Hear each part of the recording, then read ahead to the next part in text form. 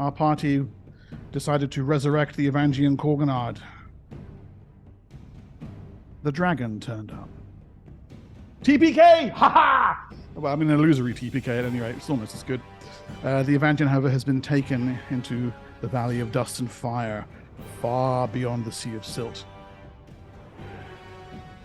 Trying to find out the truth of the matter, our heroes entered the Golden Tower and have won a deal with Dirt Malpain in order to plumb the libraries of the dead King Kalak and see what secrets can be found there.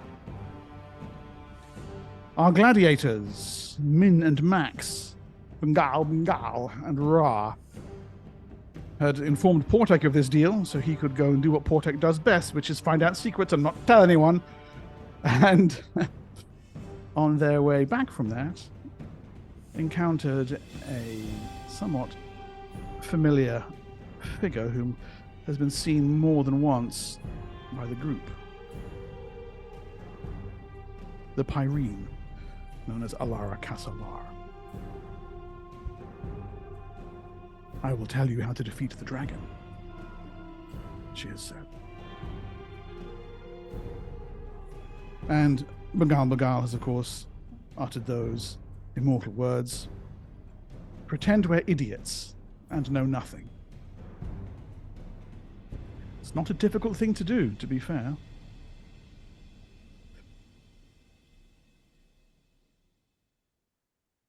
The Pyrene smiles. Your skills lie in martial combat rather than deep lore. But it is deep lore that I will give you. You have faced this beast.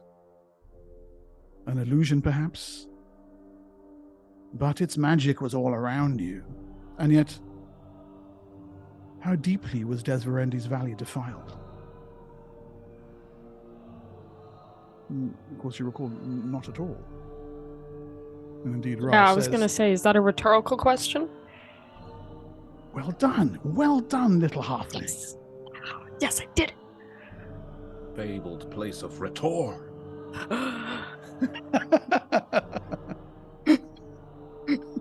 Right, I hadn't heard that before.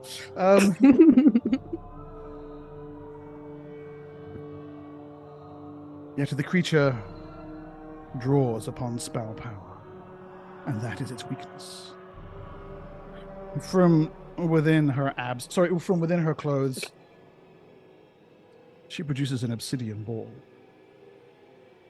This is the secret of the dragon's power, as it is the secret of many defilers' magic. Is it similar to the one, that we saw the other guy? Kalak. Yes. Yes. Smaller. Identical. A little smaller. Yeah, I was about to say, those were huge, weren't they? They were like 2 feet across. They were massive. They were, But he was eating them, so maybe they weren't that big. I don't know. Anyway, sorry. In my mind, they were like 2 feet across, but maybe I'm just having this side tangent, like in person, in front of her, like, are those things that we saw Kalak with? Yeah. Quick flashback, quick flashback to episode 6, charging around the inside of his sanctum, smashing them while Kalak tries to murder you, screaming about ogres. Yeah. Yes, I sense something of what you are thinking, and you have seen this before. And indeed, the dragon uses them in exactly the same way. And that is his weakness. He carries them with him, large numbers, so that he may always draw upon the life energy he has stored within them. He swallows them. The dragon carries obsidian orbs filled with life energy in his belly. If you can find a way to capitalize upon this weakness, you will all but cripple the beast.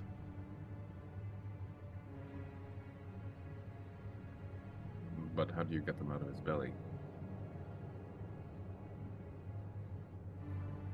I trust that this information can be put to use by you and your companions. It is perhaps save marshalling psionic enchantments of the kind that only Korgunard possessed. Your only chance to defeat him. If defeating the dragon be your choice.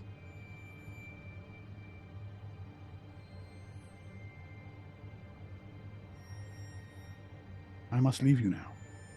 Many eyes are watching Tyr. The dragon, no less. Take this news to your companions.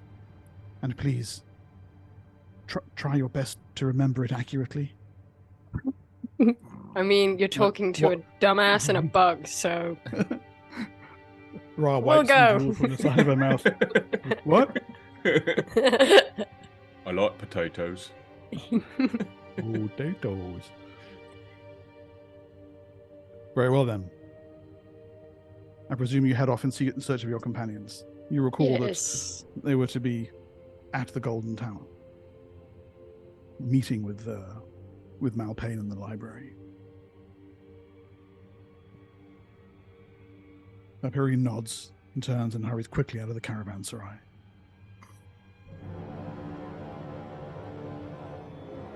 Matthias, you have left Portek in the Golden Tower, granting him access to Kalak's libraries. You put the tower behind you, striding across the observation bridge, the long bridge that connects it to the observation tower. There we go. Oh, yeah. Poor Portek didn't want me to leave him. He was too scared to be on his own.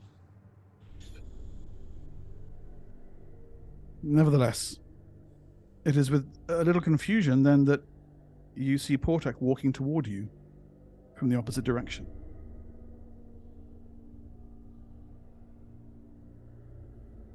Didn't you just leave him in the library? It's that time travel bullshit coming back to haunt us. I knew it. Portek looks exhausted, ashen-faced, his scars standing out like livid maps of hate across his bald features. He looks like he hasn't slept in days. Eyes, well, a bit like mine, really. Dark and red-rimmed.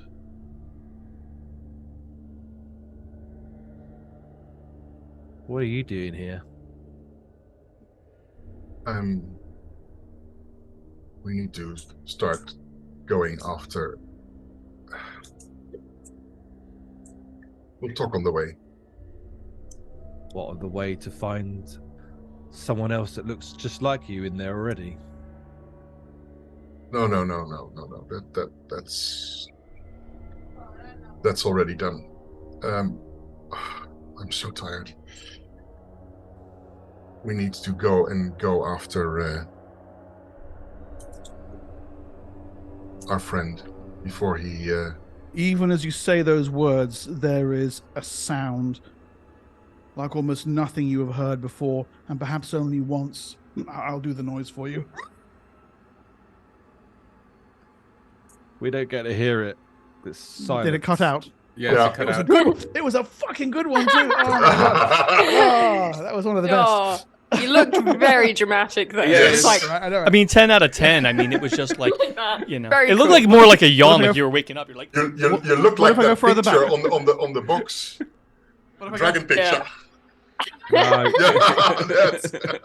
Yeah, can you No. hear that? No. it no. looked like you were screaming at a loved one off screen. I mean, No, we can't hear it. Still nothing? not a damn thing. Fucking hell! God When damn you- it, Zoom! I'm doing the Zoom. Have to badass test sound, just the best sound effects here. No one's getting to Honestly, it's Go. great. Okay, a psychic Rawr. psychic scream that pierces you to your hearts. Rawr. Portek, already exhausted, you dropped your knees on the bridge. Bagal, Tick, even Constantine, you likewise find it lancing through your psyches. And Constantine, whose connection to the Evangian is strongest, you recognize it first. It is the howling soul of Korgunard. His mind touched you during the Arcane Shadows expedition when you carried him to Desverandi's Valley to complete his transformation, and once again at his death at the hands of... This is worse. This is not a plea for help, nor a sudden, desperate confrontation with mortality. This is torture. A soul in torment, howling to the dark sun shrieking to the moons, pleading to the immense, implacable vastness of the Sea of Silt. There are no words. Just horror upon horror upon horror. And then it cuts off. As abruptly as if it had tripped Zoom's stupid volume controlling system. And you hear it no more. Yes, it does filter screaming. It's fucking annoying. What does my screaming I mean, the question is, am I even with anyone right now? No, there's pockets of people that are together. We will assume that the gladiators have recovered you and are hurrying back to meet Portek, who, with Matthias, was near the Golden Tower. Should you wish to reunite, that can happen anywhere in Tyr. Because I'm a kind and generous DM, I'll let you decide where and how. Oh. Yeah, I'm good like that. I'm open to whatever anyone wants. Okay, fine. Then we will. Portek's Academy, maybe, or Matthias's villa. I don't know. It's like the two places in the city. No, yeah, the villa is. Let's make it the villa. Yeah. Or the meat shack. I've got that shit. I've got that shitty little hovel in the bad part of town. You know, we could meet there. Cowbird's Kitchen. Oh, the sausage place? Oh, the sausage place. Let's go. We're having a really, really important meeting in front of the sausage king. Yes. So, about the dragon. Okay, fine. So, I can't think on an empty stomach. You pass each other in the street then, with your faces ashen, your awareness that something horrendous has happened. No one else in Tyr has heard the noise. With the villa being watched, with Portek's Academy being watched, what place can we find that no one will think to look for us? There's only one place. No, there's not. They know to find us there. Spend more time there than the guy in business. Yeah, they have our pictures on the wall of that restaurant. We go there so often. It's like the picture of the emperor and his advisor from Mulan, where we're there, like. Calbert's Kitchen, then. Kank skewers and Zatal sausages in nice unleavened flatbread, with pictures of a spiced broy to wash it down. Calbert has indeed expanded the shop a little bit. It's no longer a stall. He's taken over one of the disused, dilapidated buildings on the corner of Artisan's Way and decked it out. So there are now chairs and parasols and small kind of covered area and a private room, which, recognizing you and the expressions on your face, go right on through, my lords and ladies. I'll have a triple meat platter sent through right away. Thank you. I will lead a gold Very piece well. on the side room. Oh, outstanding! You can see his eyes kind of shine with the surprise and delight. He's still not used to the largesse that you throw his way. My Lord Minther, thank you. And draws a heavy bead curtain, sealing you in. And like only mage characters can do, you hunker.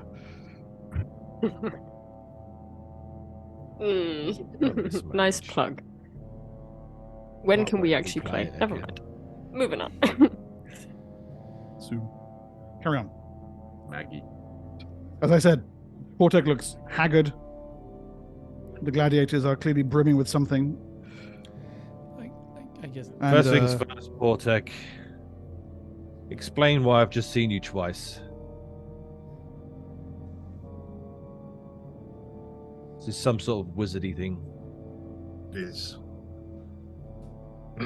Saw him twice. Well, I was with him in the library, and then I come out and met him on the bridge. Oh. Completely different version of himself. This one exhausted.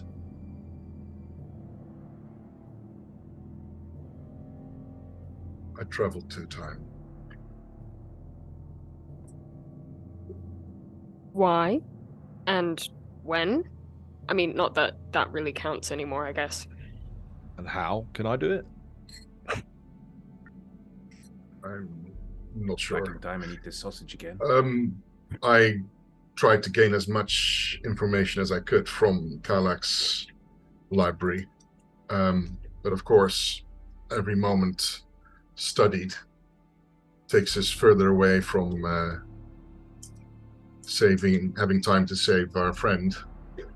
So I traveled back in time after I learned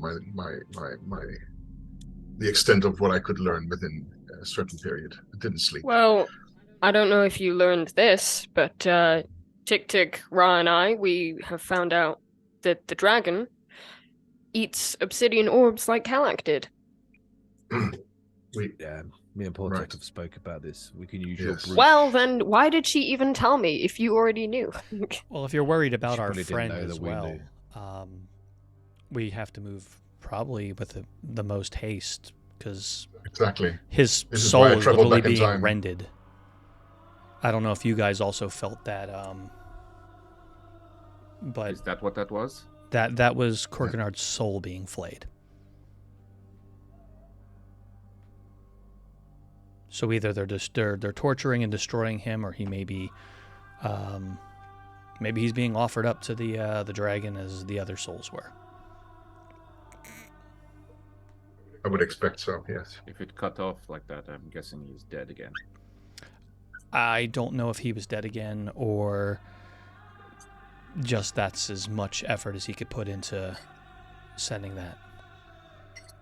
Constantine, you can actually feel him like a tiny burning candle viewed from afar across a mile-long dark night. I can still vaguely feel him. He is still alive, though. Let's just say the mortal coil is not strong. He doesn't have much longer. No. Okay, Even an Evangian so can only take so what much. is the plan to rescue him? Because that's the next step, right? We assume it would be. Portek, you say you've learnt more than I'm assuming with you doing all this research, going back in time. What have you got to report? I learned a bit. Not as much as I'd hoped to, but still learned some.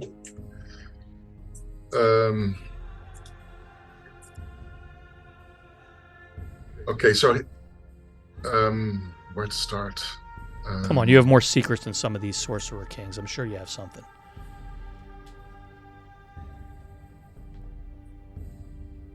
I think the conclusions that were drawn at your meeting with Doug Malpain, I think, were correct. The dragon is keeping one entity behind his wards. This is the conclusions I've drawn from the thing, and he's being aided by the sorcerer kings to do so. That's what it seems like to me. So my guess was correct. Yes, I think so. The Evangian is not a singular creature. An Evangian has happened before, and 2 Evangians have happened before, I think, that I know of. We saw the one with the statue. Remember when we were out? Was that out east? In the hinterlands, yes, out west. Out west, yeah, in the hinterlands. We found in the records, we found another Evangian that was offered up by Kalak to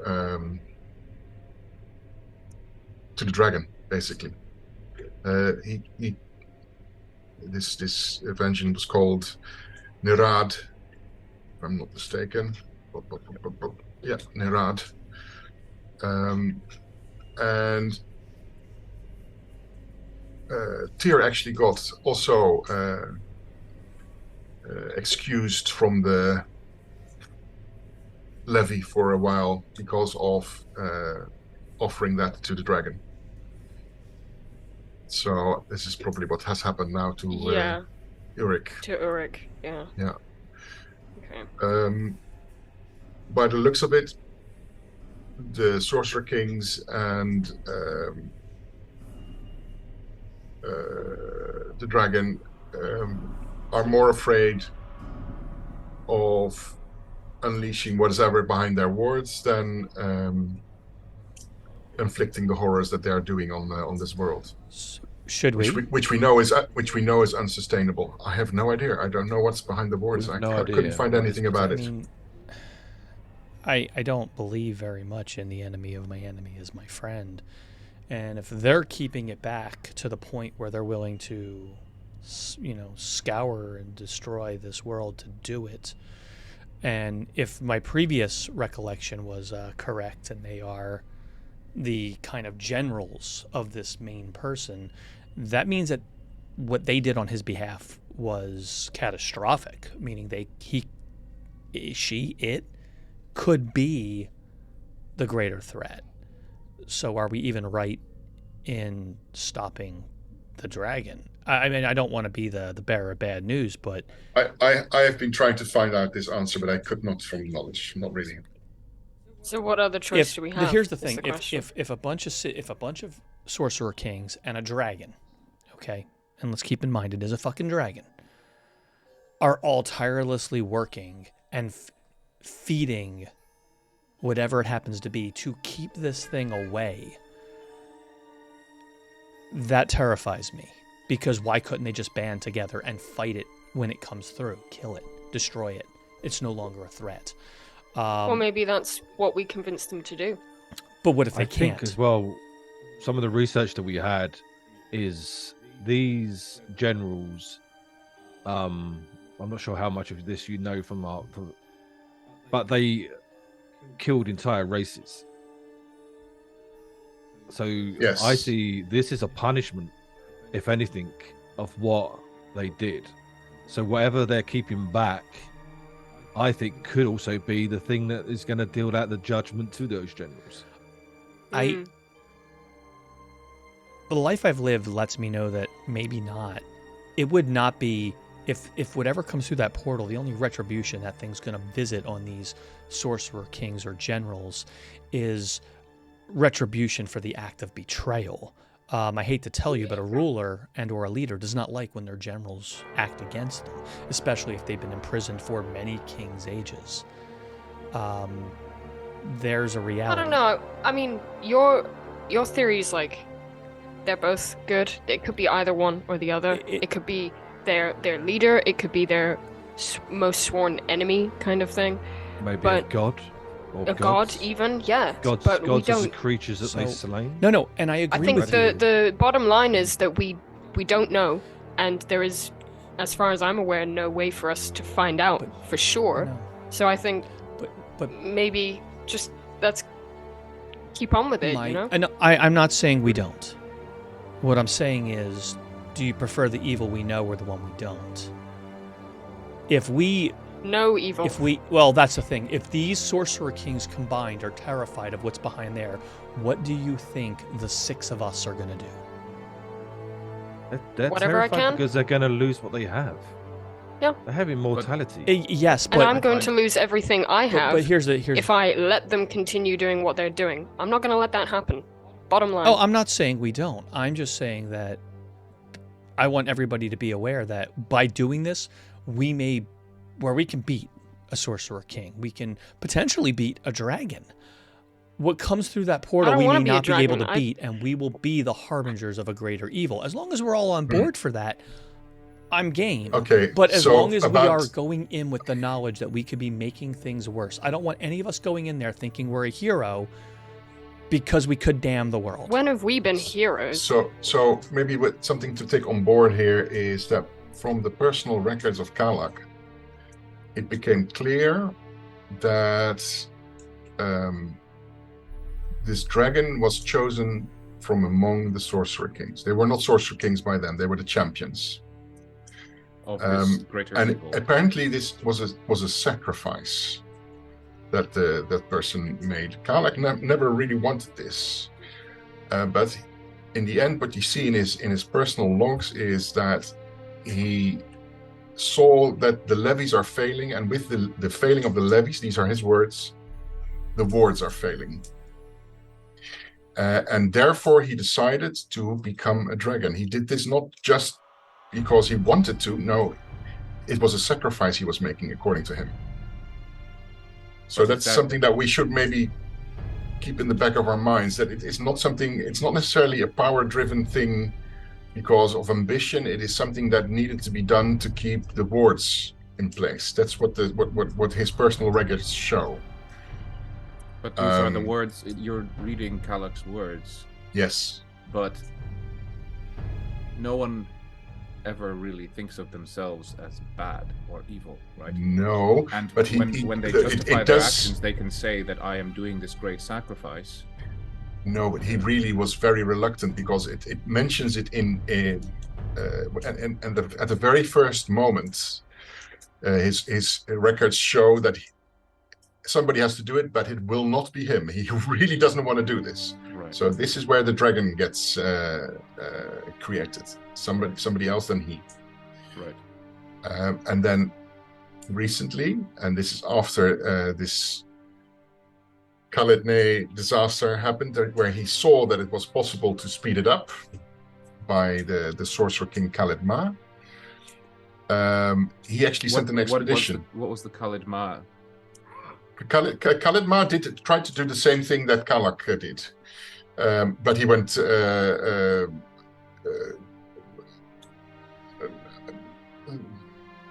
AWOL or something. He basically Kalak made asked the dragon to come and help and put an end to Khalid Ma. But then afterwards, after that was done, Kalak sent an expedition to Khalidne and unearthed the secrets on how to do the ritual, and then he copied it here in Tyr. That's when he started building his ziggurat, because there's a similar ziggurat in the ruins of Khalidne. Well, I believe it's a sacrifice. Like these, if the Sorcerer Kings were truly after power, destroying their home bases to become these dragons that are isolated gives up the very thing that they prize. Yeah, I'm not sure what is going on there, but the thing is, my point being, is that we do not have the answers. We do not really have the answers. What is being guarded there, and whether it's worthwhile to keep the status quo or not. I can't give you the answer. Half of this as well. He made sure that no one could research this.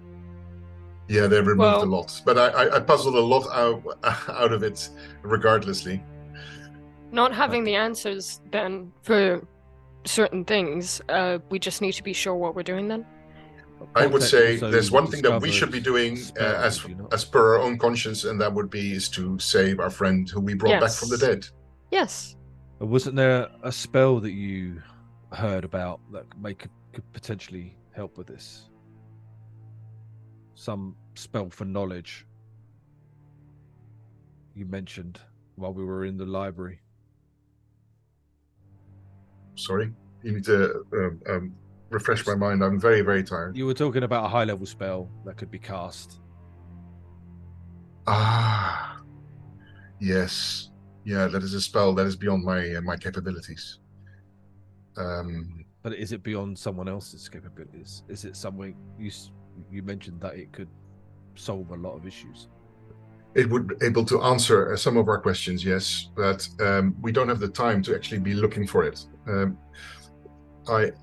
The time that I already spent researching to the point that we are at the moment, I had to travel back in time to actually make it here, so that we won't waste more time. And as you felt it, he doesn't have much more time. We don't have the time to find more answers. It's not there. So, how do we find out where he is? We know where he is.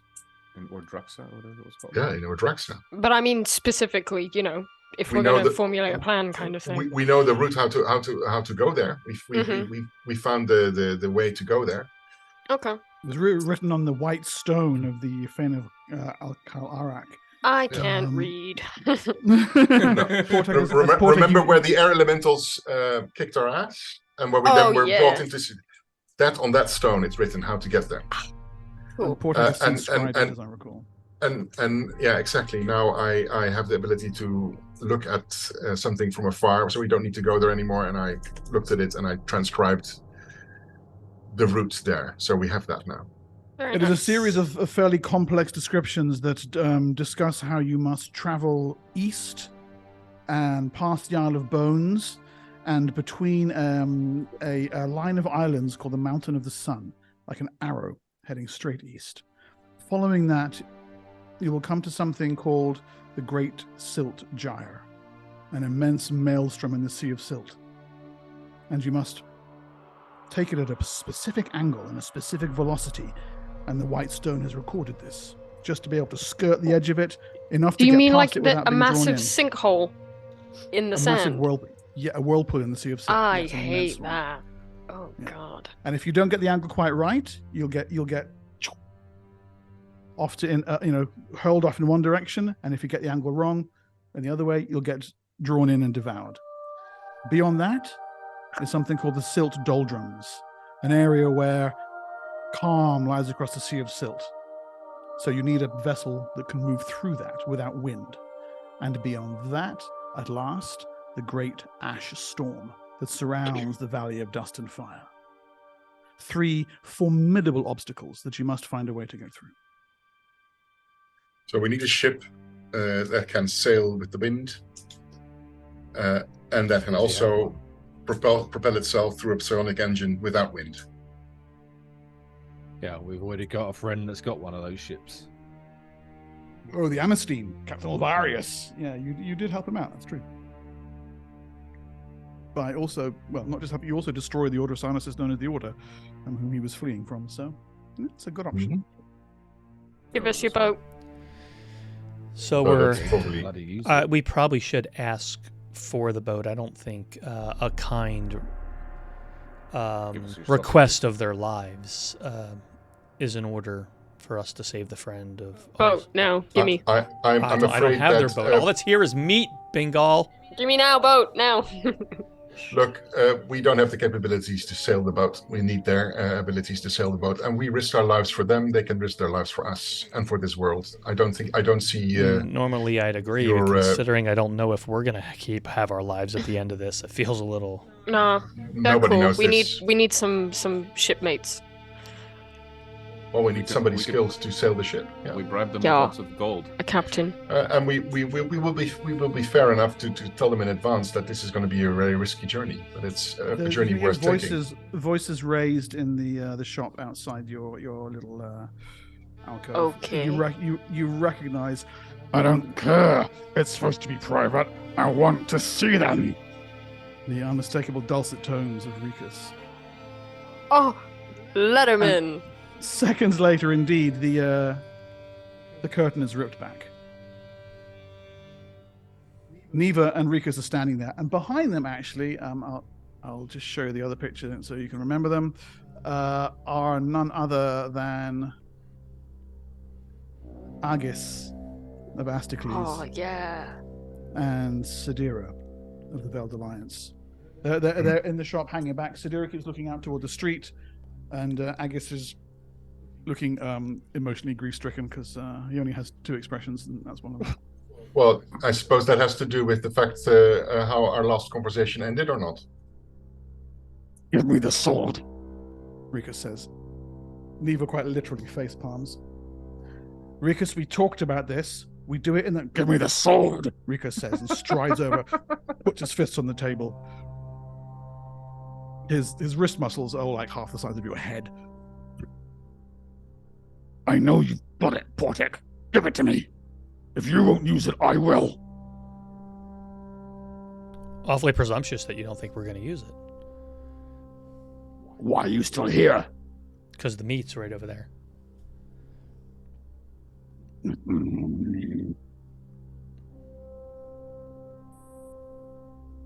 Are you talking You about should helping have- us? You should have... Helping you. Rhodey is of Malpain. Why should I help you? Lucky I don't kill you where you stand, bug. Well, now hold on a second. And Neva, Aegis, did you not fill him in on this whole discussion? We had a brief discussion, I don't know, maybe not half an hour ago. Did you not get the time to fill him in on the ins and outs of this situation?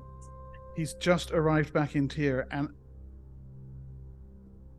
it's Rikus, Agis says. So, Don't talk to me. It means calm your tits. It means he doesn't listen. Look, Neva pushes her immense shoulders in front of Rikus.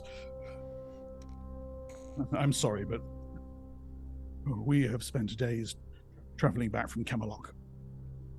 We found the tomb of Ricard, and he told us you'd already been there and taken the scourge.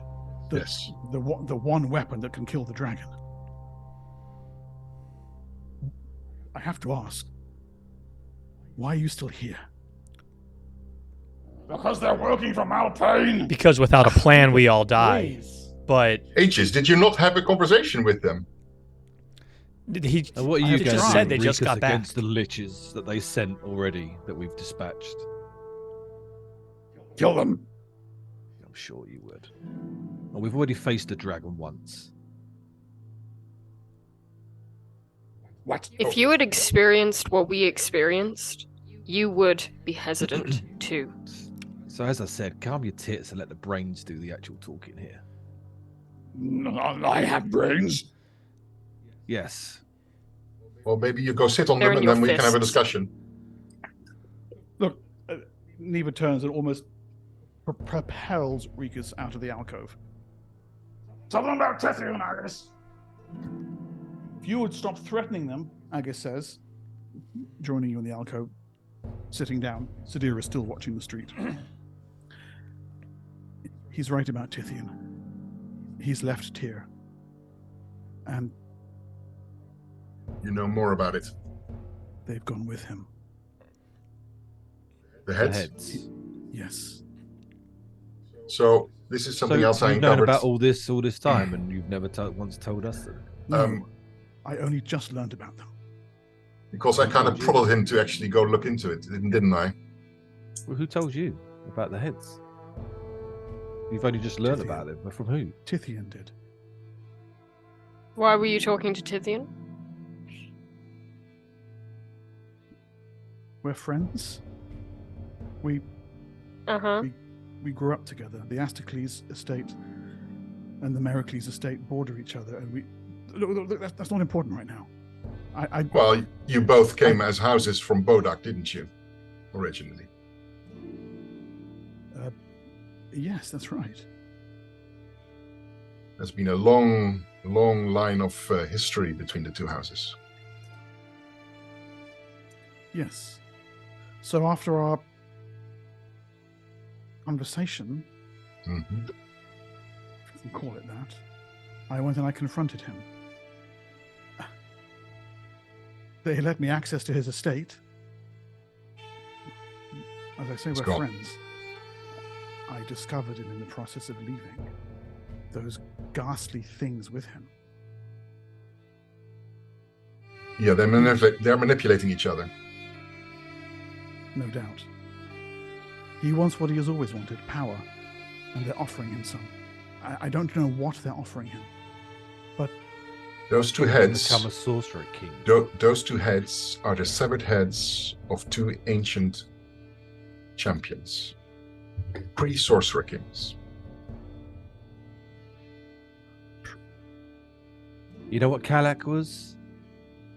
If he would have had his head Yes. removed, he'd be one of those. Actually, older still. why were they in the Golden Tower? I've understood you that get they that have from your been best teaching Tithian his skill in the way. Yes. Mm. Yes, they used that to depart, the three of them. He said there's no way he's going to sit idle and let you take from him what is his right. What is he talking about? That we are taking from him what is his right? He thinks that's what you're going to do. And what right would that be? Becoming a sorcerer king, maybe? Mm. Exactly. Can they thinks- grant that to him? He thinks he's the sorcerer king, the king of Tyr now, doesn't he? Mm-hmm. So he wants I to be a think his sorcerer ambitions king. go far beyond Tyr. That's what it sounds like to me. According to Dode Malpain, he's nothing but a nuisance. And Dode Malpain considers himself the new ruler of Tyr. In fairness, I'm sure there's more than a few that thought we were a nuisance until we started doing half the things we've done. Yeah, but we don't consider ourselves the rulers of Tyr, do we? No, but just because we didn't consider for ourselves yourself. something doesn't mean that others didn't see it differently. Well, let me put it this way. Dogmal Payne considers himself the ruler of Tyr, and the Temperate agrees with that.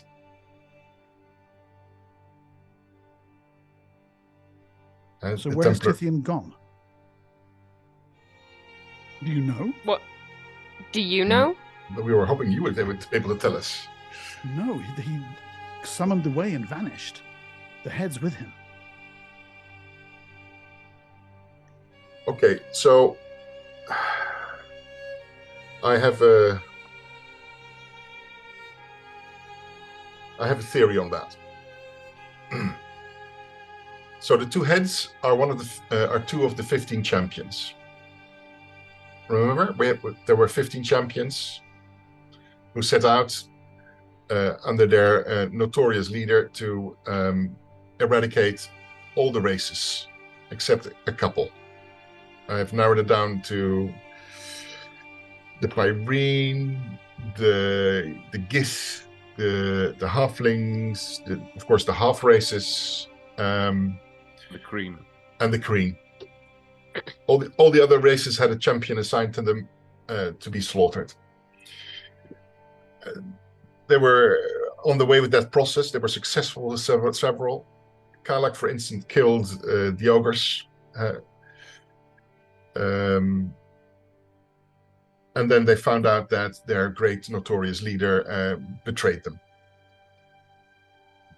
What, I'm not really sure about, but they decide to betray him, and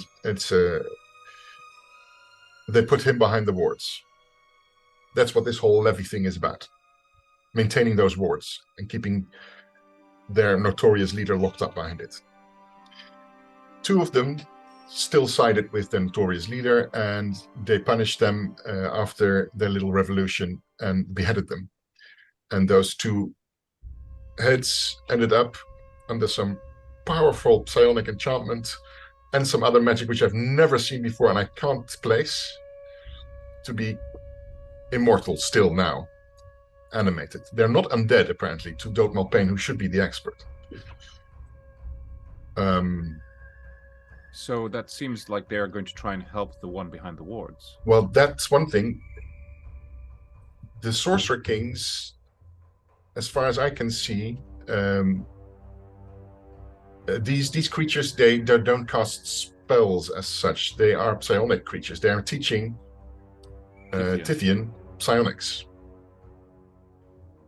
And there's also several changes mentioned in the...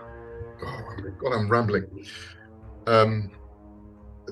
I've been really, really tired from all this this research, and I haven't had the time to properly sleep. But I think that these two heads, to put the point on my on my argument here, they're still what do severed heads that have been locked up and kept away and punished for their loyalty to their leader. What motivates them after thousands of years of existence still? Revenge. My only logical conclusion is that what they're being motivated is to still accomplish what they tried to do in the first place and help their notorious leader. Yeah. So I think that what they're trying to do is manipulate Tithian in helping them to set those wards free, so they can set their notorious leader free. This is what I'm thinking. I'm coming to Tower. They weren't prisoner. They were just there. Yeah, but they needed somebody to do their work for them. They have no hands, do they? No, but like they were not prisoners in Karlach's Tower when he was ruler there. Have you seen an overabundance of manipulators? You don't know that. Exactly, we don't know that. And no. besides that, Karlach would have been the enemy to them. Yeah. Exactly. So, well, I would say that he was keeping them for some reason, and he managed to keep them for thousands of years. Maybe he couldn't kill them. Or maybe he didn't want to. Maybe they helped. They taught him stuff like he like Tithian was taught stuff. But if he was like them, before he became a Sorcerer King. Presumably they were the same. So I don't know if they would be able to teach him something. So are we saying then that the thing being warded off is the notorious leader of these severed heads? That's the assumption. And possibly what Kalak is doing is going to try and Can I destroy the wards to let that person free?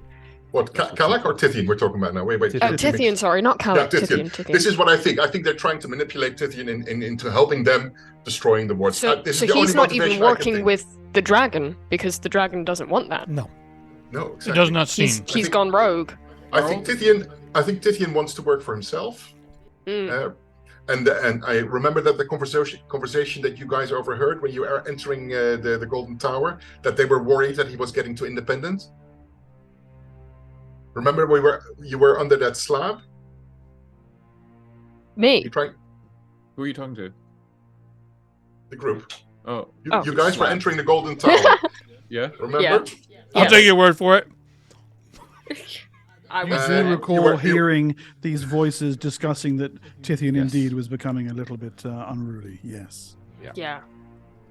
So I think That's what I that the three of them are trying to manipulate each other, but I think the motivations of the two heads is that I can't think of any. It's conjecture because. Well, I mean, it's a pretty good conclusion.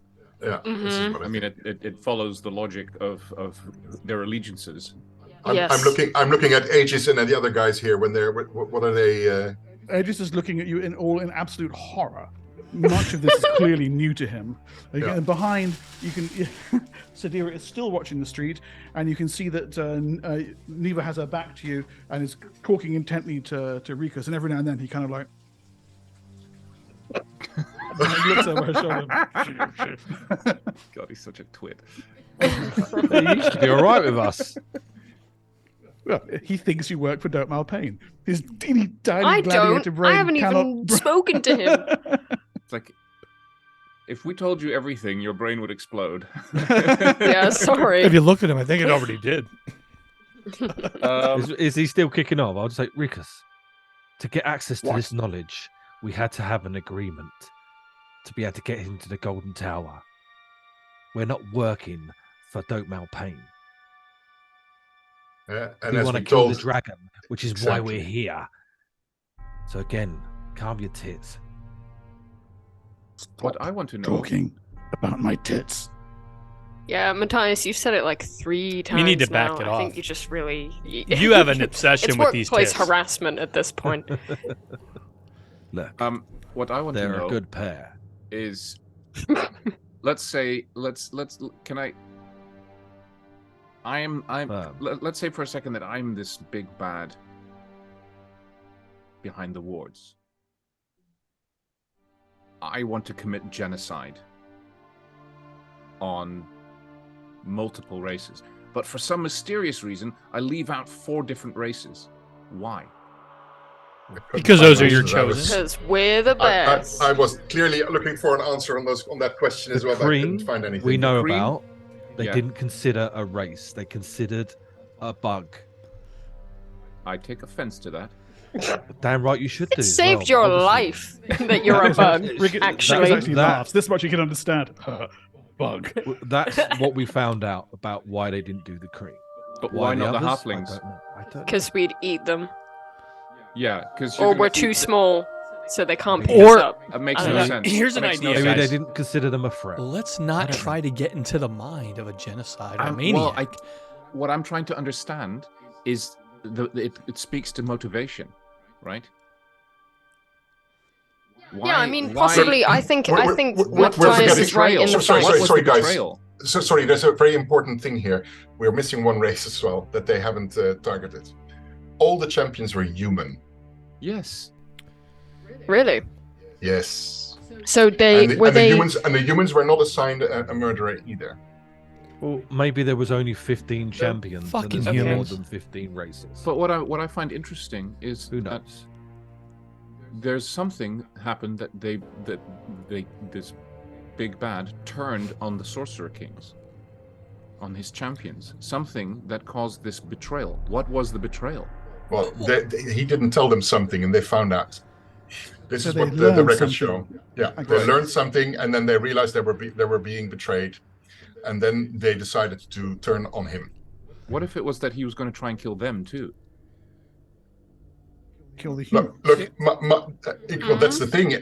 There's 15 champions to kill the this other guy's a races. murderous- Why was he not the champion to kill the humans and the other champions with us? So possibly coming back to, you know, what happens But that- if we break the but then we wards, still have- then maybe the big bad is going to come out and kill the Sorcerer Kings, because they're still enemies, betrayal, you know? Right, but yeah, I just There's it still might other speak races to what accounted for, so I don't know. No, I know. It's like, but there were 15 champions. You've tracked down most of the races that were assigned to wipe out, right? I have a question. Who has the Heartwood Spear right now? I do. Tick tick. I'm gonna walk up to Tick Tick and I'm gonna take the spear off your back. Excuse me? And be like, and I'm just gonna say, I need this for a moment. What for? And I will sit on the ground and I will speak with plant and ask the Heartwood Spear if it knows anything about the leader of the champions, the now known Sorcerer Kings.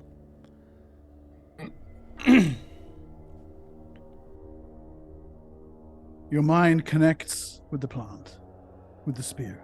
You already know that it still lives. It has demonstrated its displeasure more than once.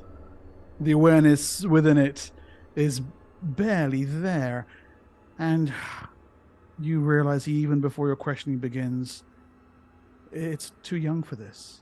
In fact, did not Nock say that he pulled it from the heart of a tree and crafted it for Kalak? It's less than 2 or 3 years old. But there, within that fragment, within that splinter, within the grain and warp of the wood, is a glimmer of the consciousness of the tree from which it came. A thing older than Tyr, as old as the Crescent Forest.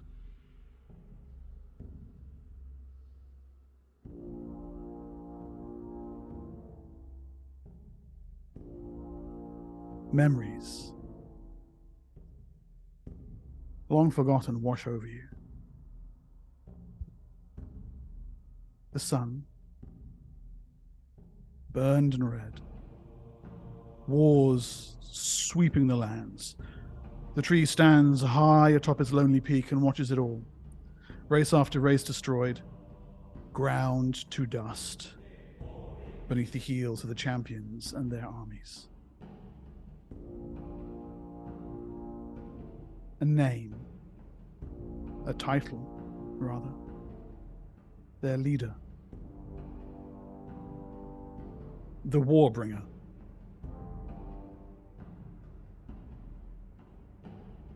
But it is not the only singular moniker that comes to your ears. Before these great wars began, a time of preaching across the tablelands. Many flocking to learn at the feet of a great teacher. The prophet of the Pale Tower.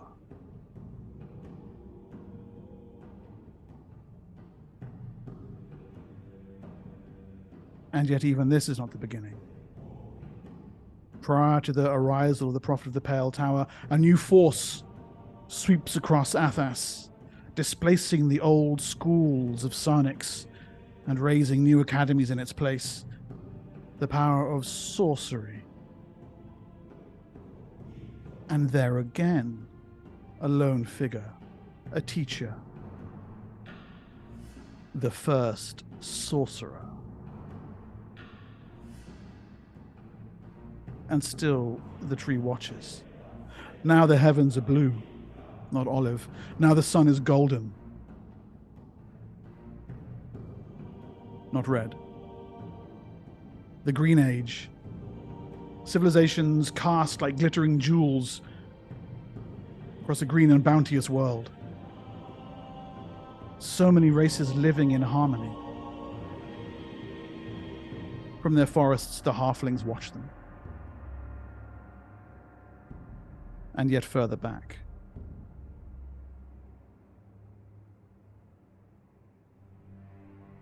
From the east they come. These dwarves, these elves,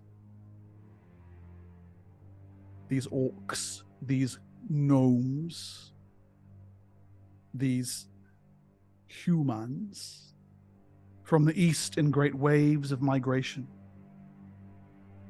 New to this world. From their forests, the halflings watch them all. Where do they come from? The tree knows not. And you realize that it is ancient, younger. The young, upright, rising, green, sapped, soft-barked, its pulp vivid and full of life, looking to a world of which it will preside as that world falls into terror and death.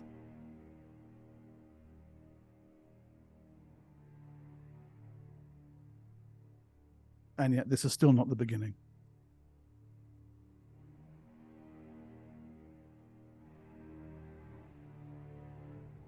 You see Kreen fly by. You've seen Tick-Tick show occasional vestigial wings. These now are true winged creatures, fluttering past the tree where it sits on its lonely peak. Down below, the land is not any different. It is emerging.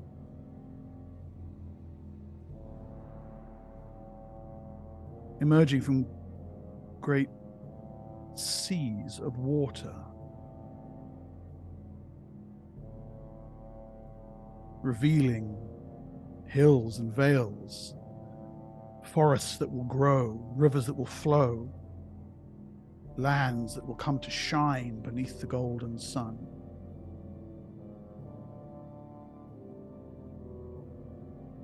But far back, the tree sits not upon a lonely peak, but upon a lonely island in an ocean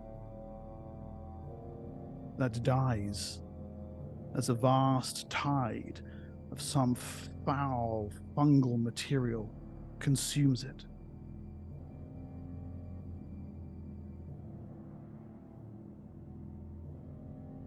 And this is still not the beginning.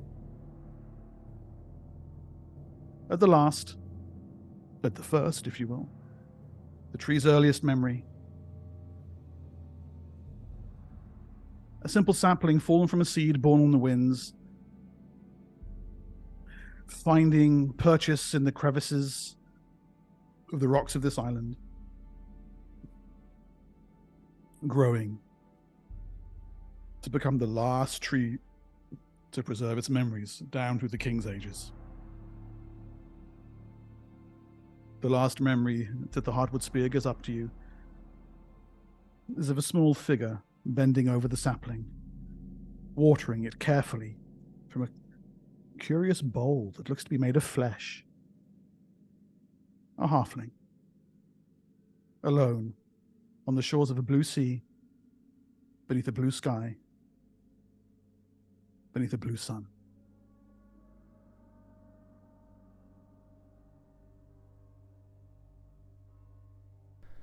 As that memory ends, like the swirling green energy you would have saw, like kind of enveloping me in an orb, will fade away. I will hand the Heartwood Spear back to Tick-Tick and look at Portek and say, "You have your books, I have mine." I'll look at Bing. So what did you learn? I'll look at Bingal and go, "Congratulations, you're the first." As far back as the bulb that created that tree. I always knew it. The halflings have been here. It went through the ages of blue skies and the migration of races, elves, orcs, gnomes, humans coming here. All the way up to the reddening of the sky. What kind of colors were the suns? Blue, yellow, red. Blue, yellow, and then red. When did the races come, and what kind of sun? believe that was blue. Yellow. Oh, that was yellow? So Yeah. yellow sun would be when the races got here. And really it was... Shortly after that, weird tide devoured most of the ocean. Yeah. So the information that I took away that was the most pertinent was the races that were here. It seems like the Kreen, at least I saw them flying. It didn't give birth or purchase to how they got here. But it seems that some of these races that were not being impacted may have been the actual races of Athas, the ones that were here. So it could be that these other races came over and were being purged from the land. That's an assumption. But there was an interesting thing with the new form of basically displaced psionics gave birth to sorcery. And there was one person behind it who was the first sorcerer. Shortly after that, at least from what I could glean, time is not exactly flowing normally when these things talk to me. There was the prophet of the Pale Tower, who was an individual again, and then the name the Warbringer, who is essentially the leader of these generals. Heard of the Warbringer. Yeah. Did you figure whether these are three different people or one and the same? It did not differentiate, but it was each time it was one solitary person. And so the question is if the Sorcerer Kings who have been alive for so long learned sorcery, chances are they would have learned it from the first sorcerer. We know that. So this is part of our we know that from exactly. The records. So again, I'm presenting it in a way everybody can digest because some of us are known for their tits and not brains. So that I could have lived without that. Thank you, Mark. And so, so the thing is, we know that the first sorcerer was in fact. So you could think of it almost like an evolution. I am the first sorcerer, I am teaching. The prophet of the Pale, he starts to come into more knowledge, more thoughts. And then the Warbringer is when he turns his generals against the world to either correct the imbalance of how migration and people are taking over or whatever his goals are. This is the same person. The person, I would say, assuming the Warbringer is behind, and it's not really an assumption at this point, we all agree that the Warbringer is behind the wards. This is actually the first sorcerer. Already immortal, already more powerful than all the Sorcerer Kings together, or else they would have killed him and not bound him. Oh, yeah, that's true. He's the one who taught them sorcery, apparently. Yes. And he selected them, those 15 champions, from his best pupils. We can assume, but I was not shown. No, I've read this Which from ones were the original? Were the humans the original races of Athas? Oddly enough, they came with the elves, the orcs, and the gnomes from the east. So that begs the question again of why were the humans not eradicated? Because we know that the elves, they tried to eradicate. Or maybe they were, and that's why they betrayed him. It could be very much. Well, it could be one of two things, in my opinion. Now, I'm just gleaning what I learned from the Heartwood Spear, which is it's doing what it can. The thing about it is either two things, in my opinion. Either one, he was going to destroy the humans, and that's what the uprising was about, as Tick already said. The second be, we don't know the race of the Warbringer. The Warbringer could very well have been human and have been sparing them because genocidal maniac is going to save his own kind. It could be either one of those two. I can't see a third option because I was never shown. So the vision didn't show you what race he was? No. The tree told me what it saw. It didn't tell me. It did mention I saw humans, I saw this, but all it said was about the emergent of the first sorcerer, and the emergent of the prophet of the Pale Tower, and then the emergent of the Warbringer and his generals. What was before then? Before what? Before the arrival of those other races, what came before them? Before them, the only things that I saw before them would be actually your kind and Bengals. And which sun did you see the Kreen? What kind of color sun? Was that still blue, or was that yellow? I believe that was blue. No, the Didn't last say sun nothing. was blue, wasn't it? The blue Yeah, the blue was along the the times of first the sun. fungal consuming. So yeah, I think it's yellow, right, Mark? Was it yellow or blue for Kreen? You saw them under both. Okay, so I was half right. The Kreen were there under it's blue done. and yellow, and obviously now also under red. So it is possible that the Warbringer is either a Kreen or a Halfling. It's possible. I'm thinking, right, obviously what you're saying there, Tick Tick, is correct. So it could be one of the original races. He trained the humans and then had something, I don't know, some sort of trigger involved where it could have sacrificed those 15 humans. And as well as, obviously, turned them into something to then go and destroy the humans. Maybe that could be it. I don't know. Maybe Seems- what are those things that we've been finding of the liches, the Kaishaga. Kaishaga? Could that be what they are? What the Kashaga be? What?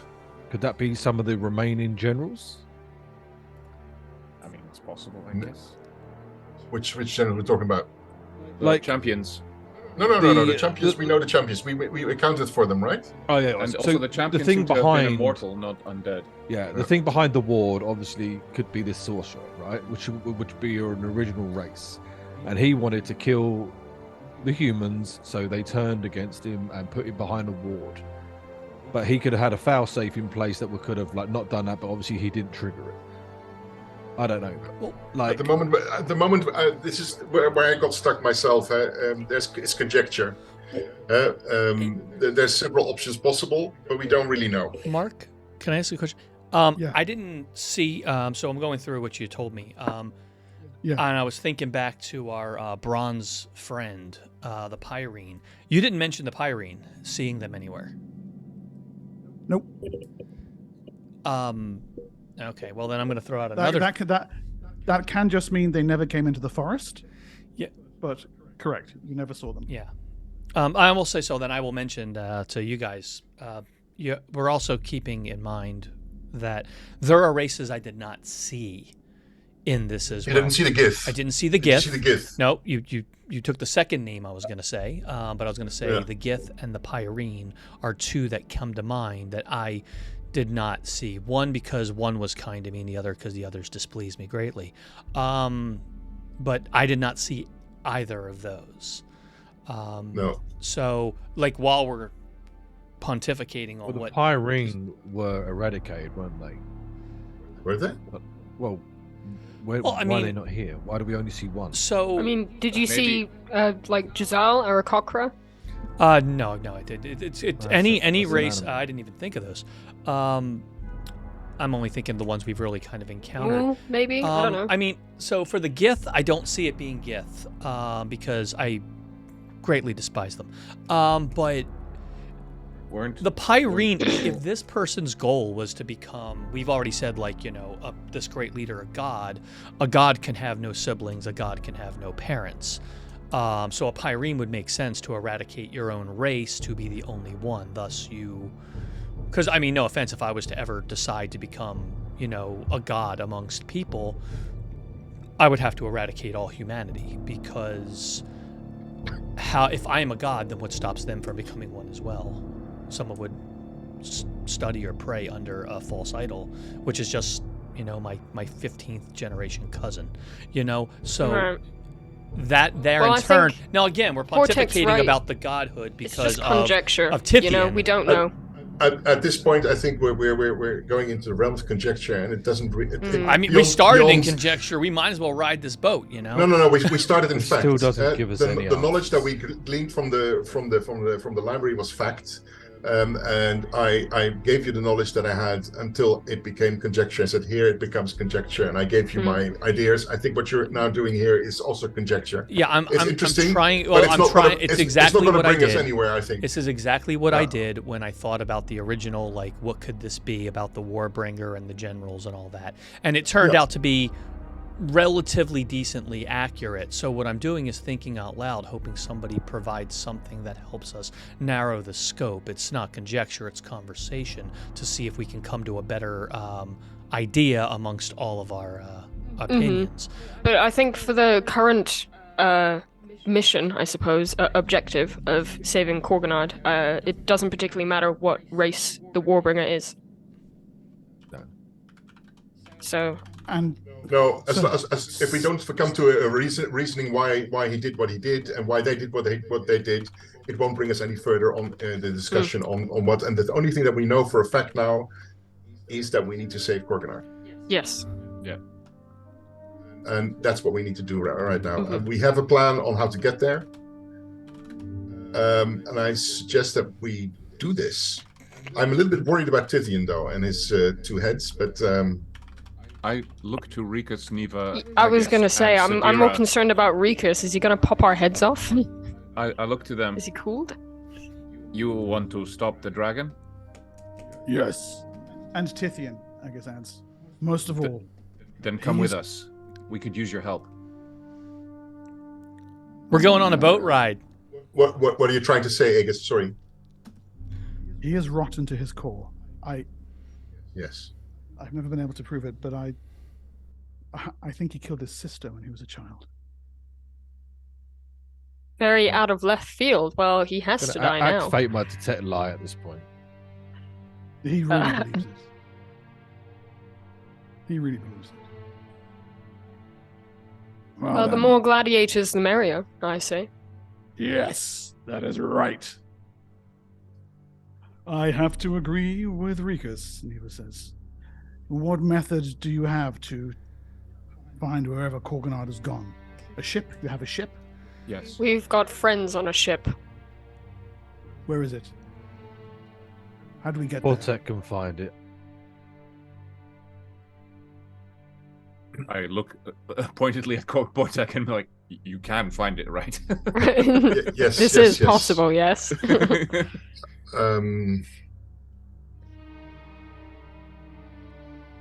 Well, we know where it is. He told us where he was going to set up shop, right, Mark? Yeah, so near, we don't near mention that Chavas, name. Yeah. We don't mention that name. No. Yeah. So I can teleport us there. I would say. Can you carry all of us? Not in one go, most likely. So it will probably be over a period of 2 days. I can do it in one go. You realize that she's been listening to the whole thing. Mm-hmm. Sadira comes Yeah. back from the street. Even our sturdy, robust lady here. She's quite a weight, huh? I'll open a portal. You Ah, can all step through. Oh, you can actually see she's right down in the corner of the picture there. I do have, Yeah. a proper picture of Miss Hold it. Lady Hot Pants. Holding a tiny little claw. Oh, yeah.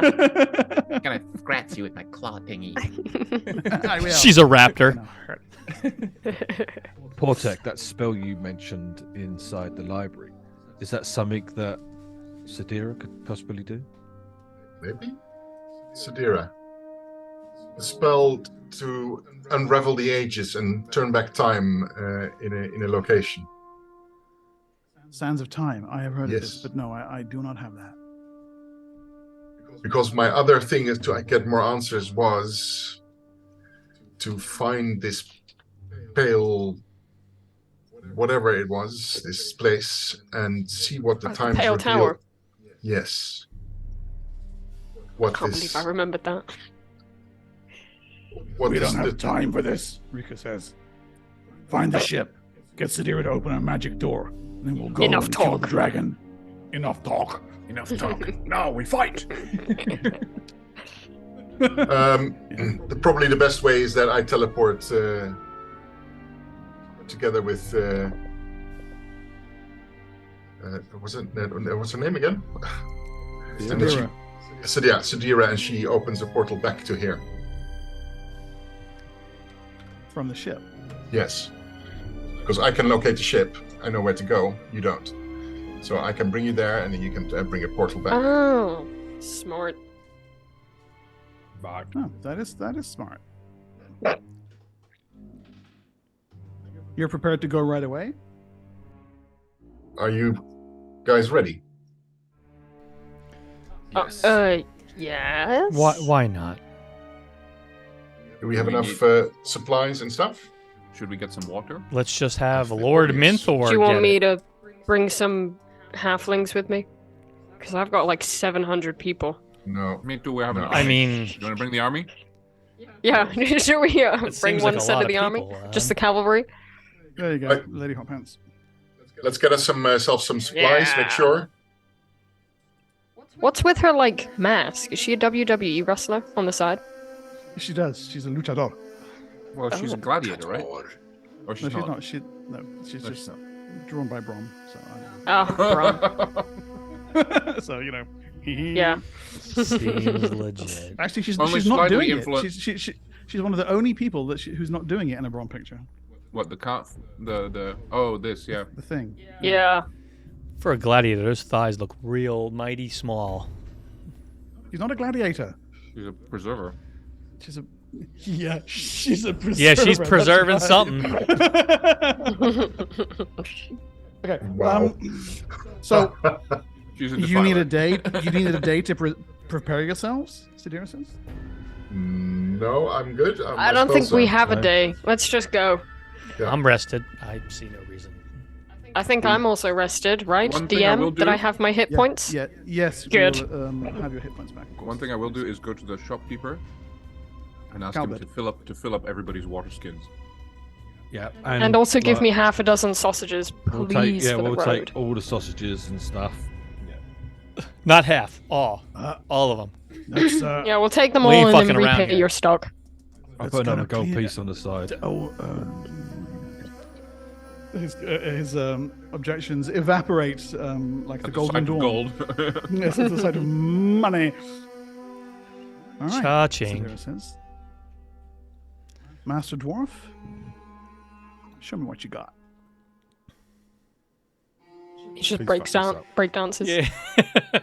Oh, that was amazing scissor kick. Wow. Wow, bro. And the portal is like, wah. I teleport Between the legs. together with Sidira to the base of our plant people.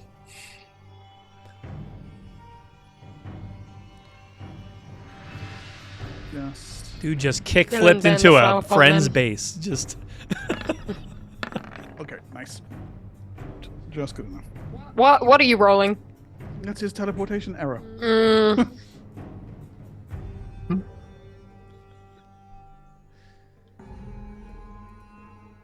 Nothing. I'm good. I don't need to use any of my It is, powers or spells. No, it is moored in the lee of the great rocks above the mining town of Chavas, in the northeastern of the Tablelands. The dwarves who man the ship are busy doing some maintenance on the rigging and the sails, and at the two of you arriving on the deck, there is moments of consternation. None of them know who Sidira is, but then, of course, Portek, they recognize you, and one of the dwarfs immediately bows to you. I bow back. And he shouts, Tobias! Portek is back! With some elf. Half elf?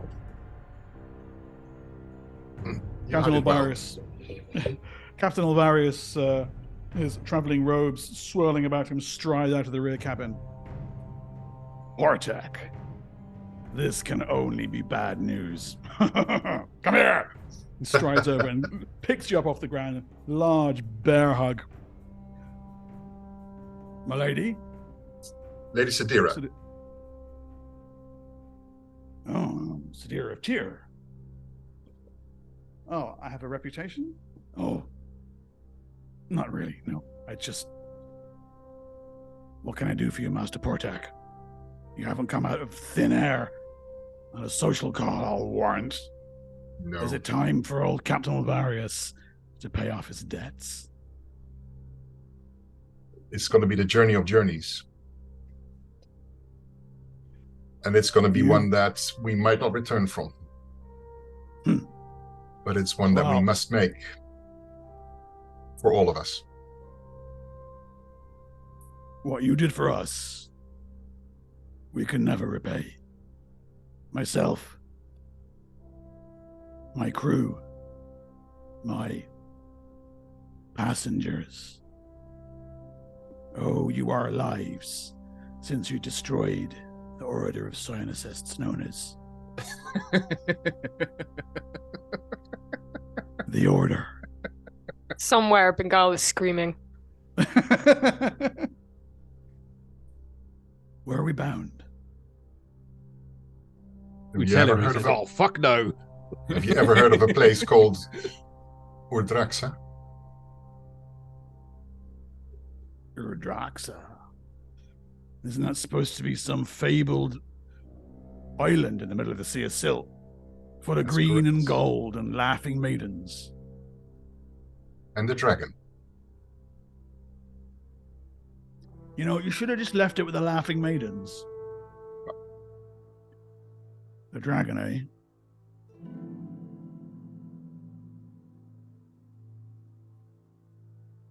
Well,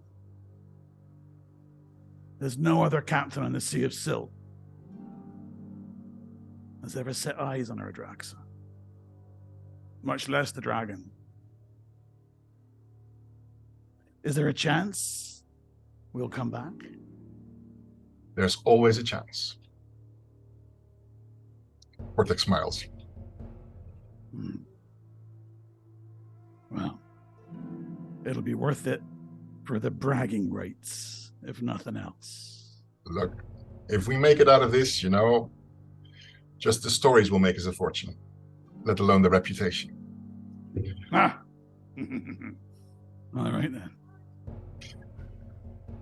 I will ask my esteemed colleague here to open a portal to here so we can get the rest of our group on board of the ship. We're setting sail right away. Well, as soon as you have your stuff ready and your provisions, sure. If you need any provisions pronto that is difficult to get by, we can get them through the portal from Tyr. No, we're fully stocked. You can hear him, right? So what are you standing there for? Get your shirt, ass, and gear, and the rest of you. Come on. And the bosun blows a signal whistle. You heard the captain. Ship prepares to depart. And Elvaris's dwarven crew leap into action. Take it away, Sadira. Sadira produces a handful of material components which she conceals from you. Sprinkles Ring them of in ash 4 miles wide. sprinkles them in a circle upon the deck, and then cants slow words of magic, arms outstretched. I observe her very carefully.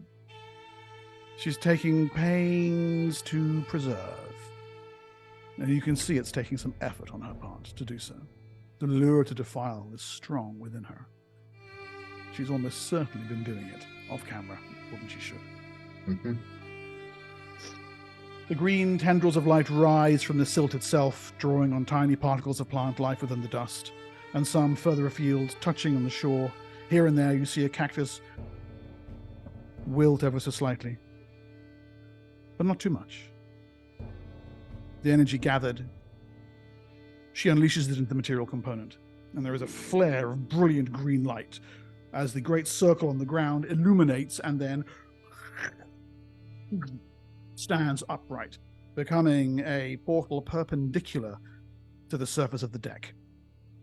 Green light fills it, fades, and on the far side comes the smell of sausages.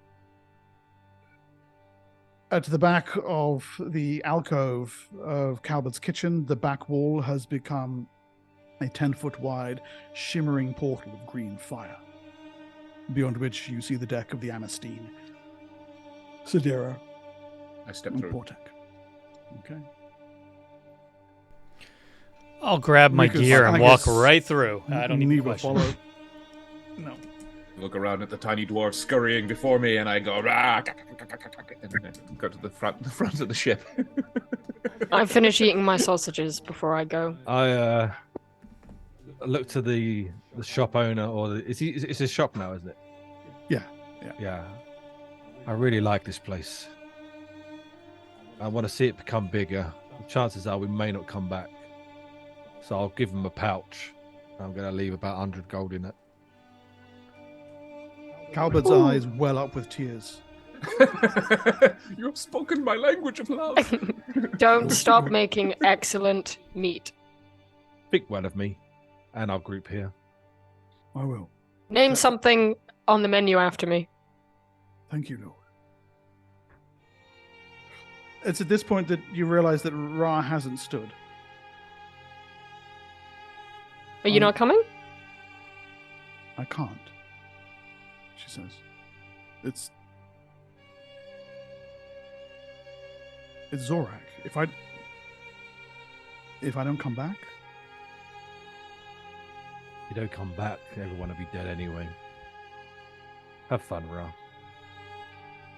I step through the portal. And Ra, if you want to come after all, leave a message to the guards at my place. They will leave it at a place that I will find it. Thank you, Portak. Ra, you are my best friend. And I would not ask you to go somewhere that I wouldn't go. But I would also not ask you to follow me into death. So, you hug your boyfriend and look after the farm, and we'll see each other at the end. Okay? She bends down, picks you up, and holds you in a long, tight hug. And here, one final flashback. A young half-giant, barely a handful of years old, horns piercing her eyes, squatting in the corner of the gladiator pen in Uruk. Around her, jeering of voices. People throwing filth at her that she cannot even see, even though she smells it and feels its impact on her flesh. Blind freak. Monster. Meat.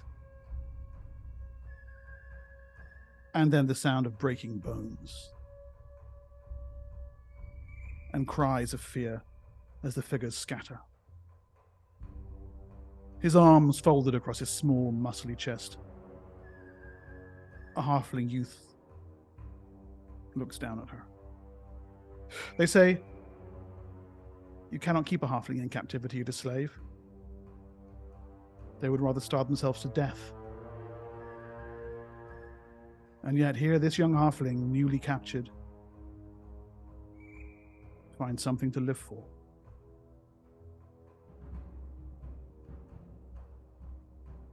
Ra sets you down.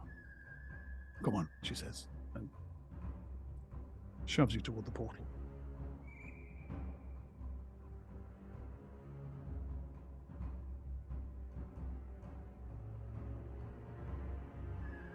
Through it you step.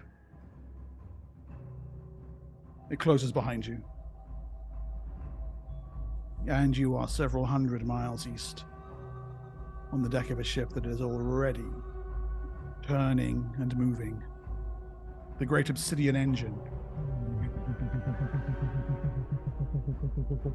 lifting and spinning it as the silt trembles like the surface of a drum beaten by 1,000 hands. Out, away from the shore it moves. And off towards its destination.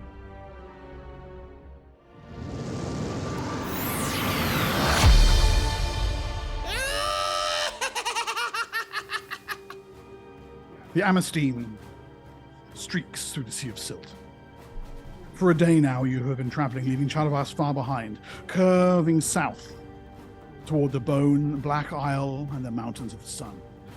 Ulvarius has been studying the navigational instructions that you retrieved from the White Stone, sent there by the journal of Galax Sandstrider, all pieces finally falling into place.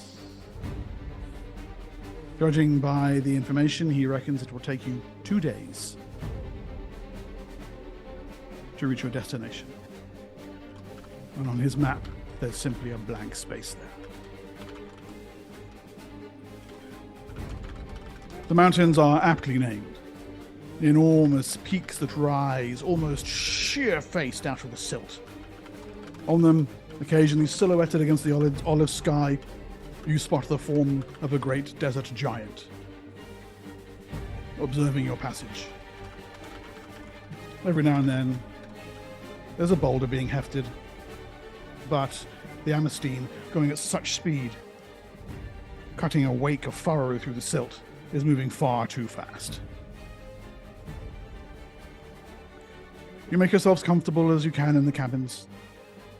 Sidira spends the day in preparation, working through a literal spellbook, figuring out what to prepare and what to have ready to cast. I'm going to go down to the hold. Portek is doing the same. I share out some sausage. And I'm going to look at the space where the cocoon used to be. Your cocoon was, yeah. Oh, it's no longer there. There's some barrels there, but Is there any like marks on the wall where it used to be attached, or? yeah, there's some places where they haven't quite been able to scrub the goo out of the wood. A perpetual stain for your last molting. I'll look around if there's any trace left of it. No, there isn't. There's no, right down there. Right there underneath the back where the bulkhead meets the planks. There is a tiny, long stretch of dried Pick up it off. cocoon. I pick it off the wall. Mm-hmm. I look at it wistfully, remembering. A fragment of a former life. And then I eat it. Further along, there's one of the dwarves is carrying an armful of supplies. Say, that's a keeper. Just kind of keeps going. Bingle Bangle, you have tried to get some sleep. Your stomach full of sausage, but your sleep is uncomfortable. Plagued by dreams of eyes and eyes and eyes in the silt.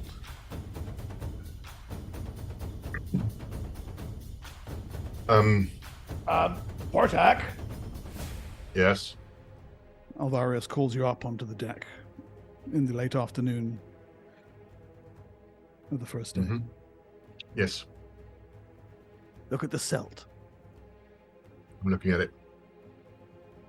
There are currents in it, like swirling rivers, as if the silt were moving its own volition. It's alive. Look. It's moving like when you pour water out of a well. This is it, isn't it? The outer edges of the gyre. It makes sense to me. All right. I want a variance there. 9 degrees port. The helmsman nods, and you can see it takes 3 of the dwarves to lean against the rudder. One of them is shouting, Push him back, Captain. Silt's alive. It's not alive, you stupid stunt. Do what I say. 9 degrees. sorry, no offense, Portek. No. So how long till we arrive at the gyre? According to reckoning, another day? No. We'll be on it within the hour. And now, in fact, had you hair, Portek, it would be riffling in the wind. And indeed, in the sails up above, the dwarves are already pulling them in. It's not the wind that's blowing, it's the speed of your ship. You're being quite literally pulled along, and the entire deck slowly begins to cant starboard. Down below, barrels roll, crocks fall off shelves. Dwarves run to batten down the hatches and prepare as the Amistine curves on its side, and even 9 degrees is enough as it starts to get pulled by the currents toward, and there, a few miles distance, you can see great churning clouds rising up above the silt, as if something was stirring like a huge pot, the dust ocean. I make the calculations in my head whether the angle is correct. Just to double check. It's not. It's absolutely not. And Ulvaris is seeing it itself. More! Give me more! More! Feed it! Oh my God. Damn it! And he strides up and pushes two of the dwarves off the helm itself, puts his hands upon it. His eyes roll back in his head, completely white. A reminder of what this captain truly is. And he calls upon the way, allowing his senses to fuse with that of the ship, shifting and pushing, feeling every variance and twist and pull of the timber. Beneath its boards, the Amistine begins to protest and complain.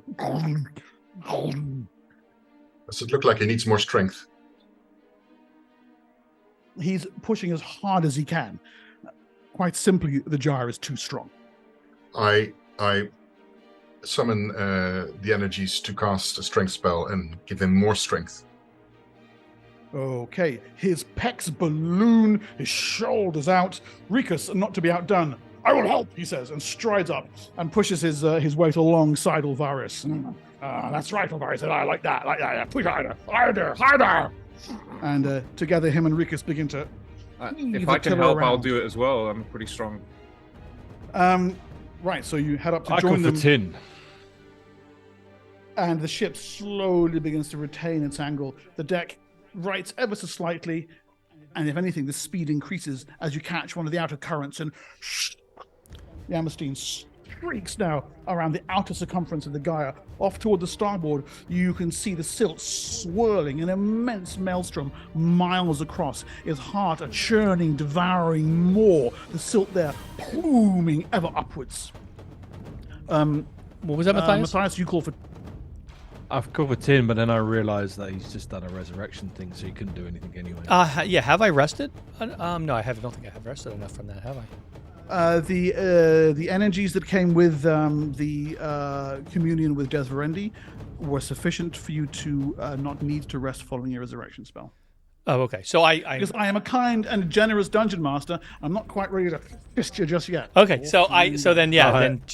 Matthias, you would know. I call for tin. I'll say you're something of the air, aren't you? Your druid abilities or something. Is there nothing you can do to help? Looking up, you said there's wind in the sails. It's non-existent. It's just the ship moving through the silt, right? Exactly. Yes. This isn't a wind-based thing. This is the silt itself. I can't control this much silt. Tick tick. From your vantage point atop, you're trying to find a position on the tiller where you can lend your claws to the tiller. Can you actually make me an observation check? Sure. Bengal, you're actually beginning to get a headache. You've had it all morning. It's been getting worse and worse. I mean, am I awake now? Yeah, you are. Oh, I don't know if that's good. And I'm getting a What'd you headache. get? An 18, but I think that's too high. That's way too high.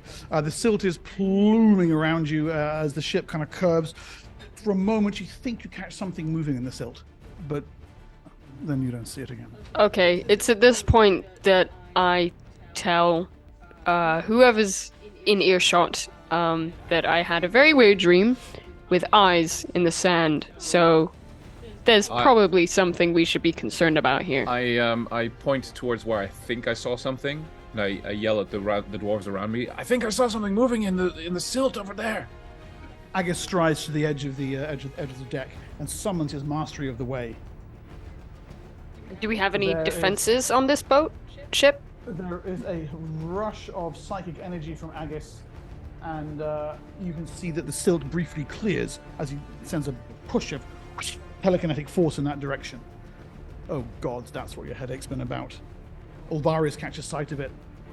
Oh, she remembers you, Bengal. And you briefly see the bulk of the great dreamer crest the silt. The immense silt horror that you personally blinded, driving it off the last time you were on board the Amnesty. Oh, damn. I'm Ahab. This is my Moby Dick. And momentarily it's gone, and then you can see furrows moving through the silt. Man the thingies! Man the thingies! To the ballistas! She's back, boys! Ulvaria shouts, and those dwarves who are not manning the rigging race to the twin ballistas on either side. Agus turns back. What's a great dreamer? He asks. Rikus has run to the middle of the deck and has got his kahulax out. Ooh. Yes, those are going to be useful. What do you know to do with those? Get it.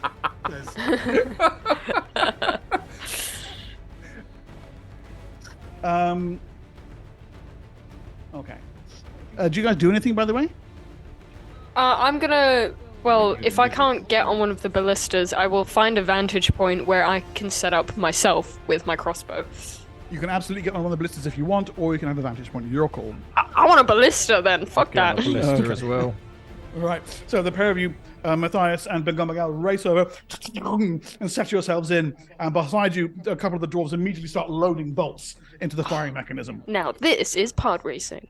There's 4 ballistas, from what I can tell, one on the front and one below. Yeah, it as well. there's two, one port, one starboard, and then there's one at the front. The thing below is a harpoon. Ooh. It's a big ass harpoon. Why don't you pull your little dudes onto the map? Actually, Yeah, because you're gonna need to. I will put Sidira over here. There are actually squares on the map. If you can just make them, I need to enlargify myself. Oh, where are you? Fine. I'm not clipping into the ballista. How big is the ship? Each square is 5 foot, so it's like 70 odd feet long, I think, from that. Okay, good. I had this problem before, TikTok. I couldn't find a little. The ship is 95 feet long. Thank you. There we go. And it's- Embiggened. It's 30 feet wide. Okay. Only a nerd would sit there and calculate that. What? What? I just used Roll20's ruler function. I'm not a nerd. Well, I am, but not because of that. Nerd. For other reasons. Cool reasons. Okay, cool. Yeah. All right. Okay. Yeah. So moments later, there is a sudden thud against the bottom of the ship, and around the outside of it, tentacles wrap up around the front here and around the back. And the Great Dreamer begins to pull. Ulvaris gives a yell. It's pulling us toward the gyre! He shouts. And indeed, the thing's great strength pulls the Amistine off course, and within seconds, the current has you. And the ship begins to slew sideways off to starboard and down toward the heart of the massive maelstrom. Give me initiative rolls, guys. I'm going to scream. It's D10, wasn't it? It is indeed D10. Yeah, because I don't actually know what I'm going to do yet. That's fine. All right, call it out for me, please. Bengal. 3. 3. Portek. 10. 10. Tick. 4. 4. Matthias. 3. And 10. 12. Okay. All right. Bingle Bangle and Matthias. Both on 3. Shoot. As they load up. Yeah, they load up. I will quickly, on the point, on the arrowhead, or whatever it's called, I will apply some Othan venom. Oh, yes. You got some of that for me. If you miss this, I will it's shoot. the size of a barn. Yeah, I also I shoot. actually, just real quick, where is it? There are a variety of pictures for this thing, but this is the one I liked the most. Does it have tentacles? Holy shit. I have to zoom out. Hold on. Whoa!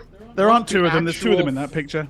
There's 2 of them in that picture, but there's And only one. I What is supposedly that? blinded this thing. Where the fuck is even it a are its worm? eyes? It's got eyes all along its side, so yeah, and huge. So it's tentacles basically coming like out the a front. snake-like thing. It's not.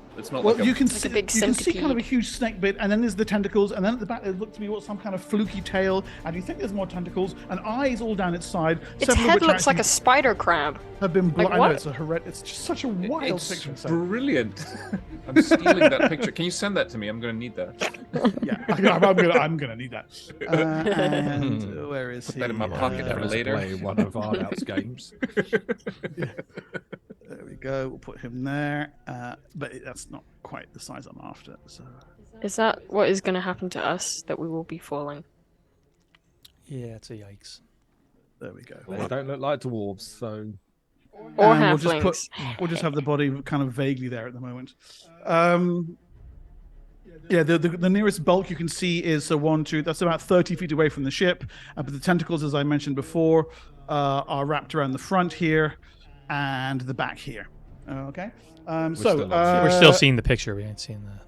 Are you? Oh, of course I haven't moved it. I'm a bad dungeon master. Terrible, terrible. So I want to aim for the front tentacles to free up the ballista on the front. Okay. Oh, nice. Good. Okay, so you give me a shot at that, and Matthias, you can actually fire directly at the main body as well. yes. What should I roll here? So the armor class of the tentacles is 20, and the body is 25. Well, okay, right. I'll yeah. I don't know what I should roll though. Oh, sorry. Yeah. Just roll me a d20, and I will add your thing. Okay. I As don't I was have gonna say. ship ballista on my character sheet. No, Yeah. it's actually for you. Actually, it's going to be d20 plus 15 as it happens. Bingo, 17. bango, so nice. Okay. Your first ballista walks in straight into one of the tentacles, and you can see it takes a huge chunk out of it. But you think you're going to need more than one strike to sever a full tentacle. Nevertheless, the ballista bolt pins it to the front of the ship, and the entire tentacle begins writhing like a snake placed over a hot flame. Which you shouldn't do that actually to snakes; they don't like it. But Yes. Quite adverse to being Matthias. burned. I rolled an 8. So what's that plus for me? Okay, an 8 for you, fighter. and your plus is going to be plus 10, plus 50. So that is a miss by 2 points. Plus 4, yeah, you're attacking at plus 15 as well because you got a so super that'd high be 23 dex. then. So yeah, but the body is 25. I said. So actually, Oh, so hitting the body. Okay, sorry. Yeah, sorry, I thought you said you were aiming for the body. I Were you aiming didn't for mention, the but tentacle? no, well, do 50-50. I didn't mention one, but if you rolled a 50-50, then I'll take that. Okay, 1 to 3 is the body.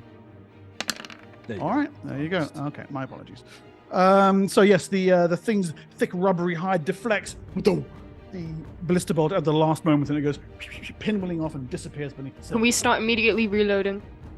The dwarves are already getting into the reload position for the very next round. Tick tick. Nice. Which bolt is the one on the front? Is that being used? This one here? This one here is not, because there's a tentacle around it. That's what Bengal Bangle was trying to do, was to free it up. Okay, I'm gonna charge at the tentacle with Othan's flame, and just cut into it. Okay, good. Tentacle is armor class 20. Okay. I'm just thinking. Huh. Yeah, I don't think my claws will do much against this thing. It's probably quite a thick armor, right? I've already sliced into it, so just aim where I've sliced. All right. Well, because I get more attacks if I do claws, so I'll just do claws because I'm really good at that. So I get 5 attacks. That's 1, 2, 3, 4, 5, and I get 2 bites. 1, 2. Those look like all hits to me.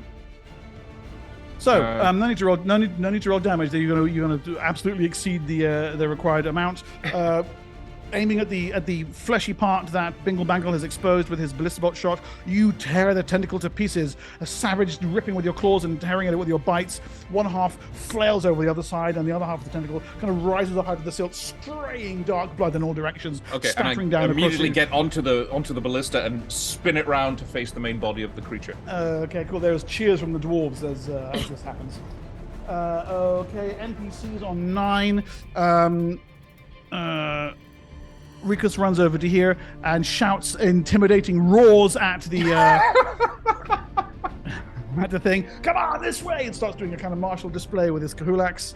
Wow. Neva runs to the back of the ship here and unleashing her impaler, starts hewing and hacking at the rear tentacle. Agus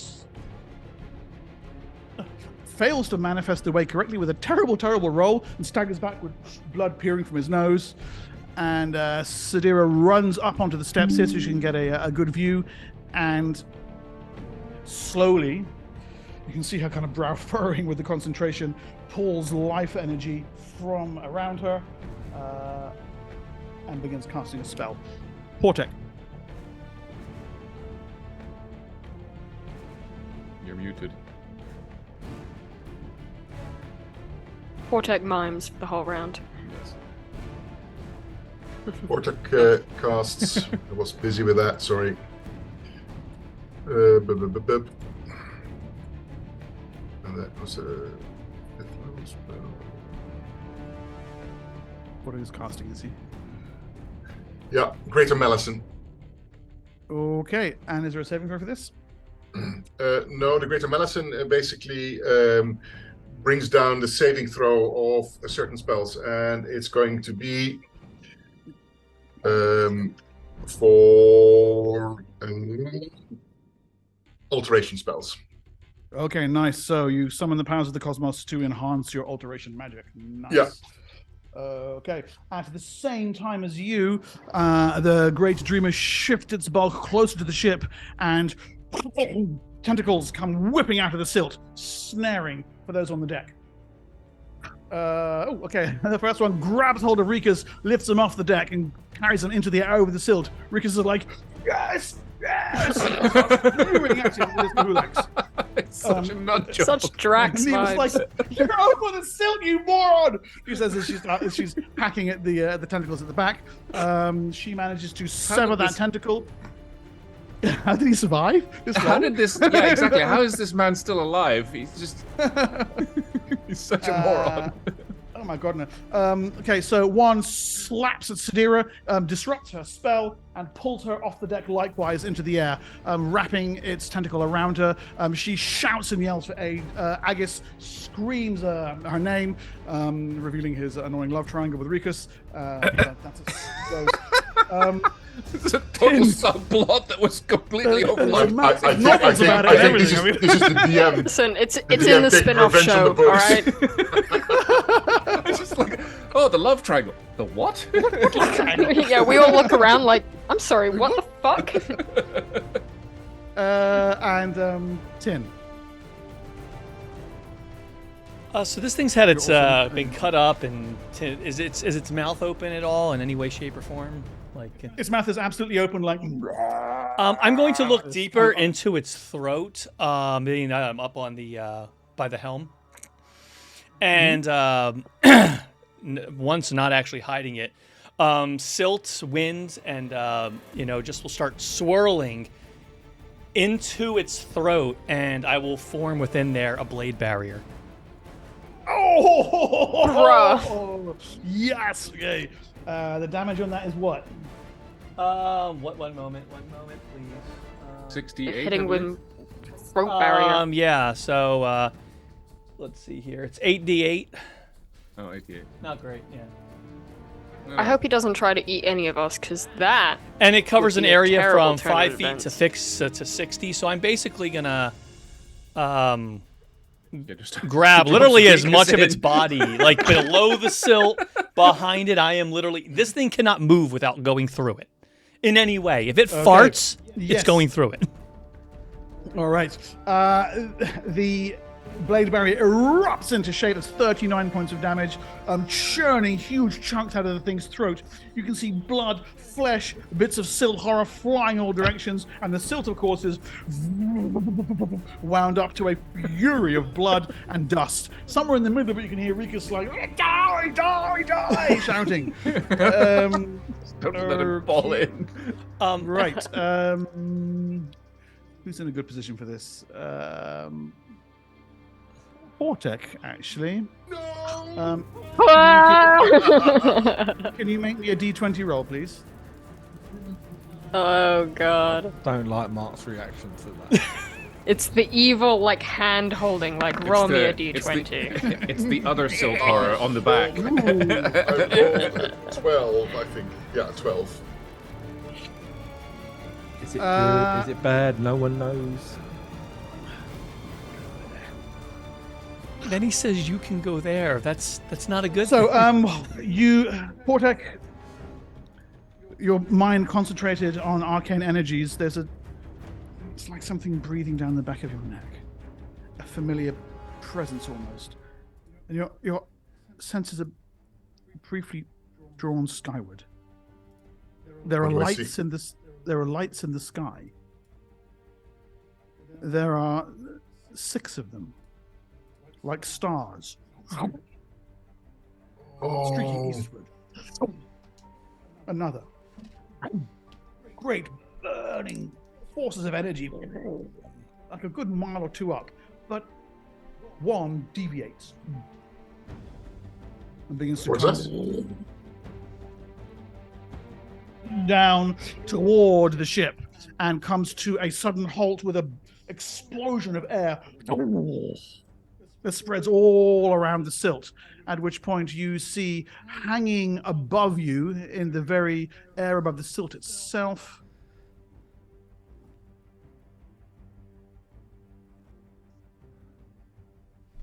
the Sorcerer King Hamanu. Go away! We don't need you here right now. Initiative, please. Oh. Why the hell does he just show up everywhere? Alrighty. And we'll put him, let's say, here to begin with. Honey. He wants to be part of this story so bad.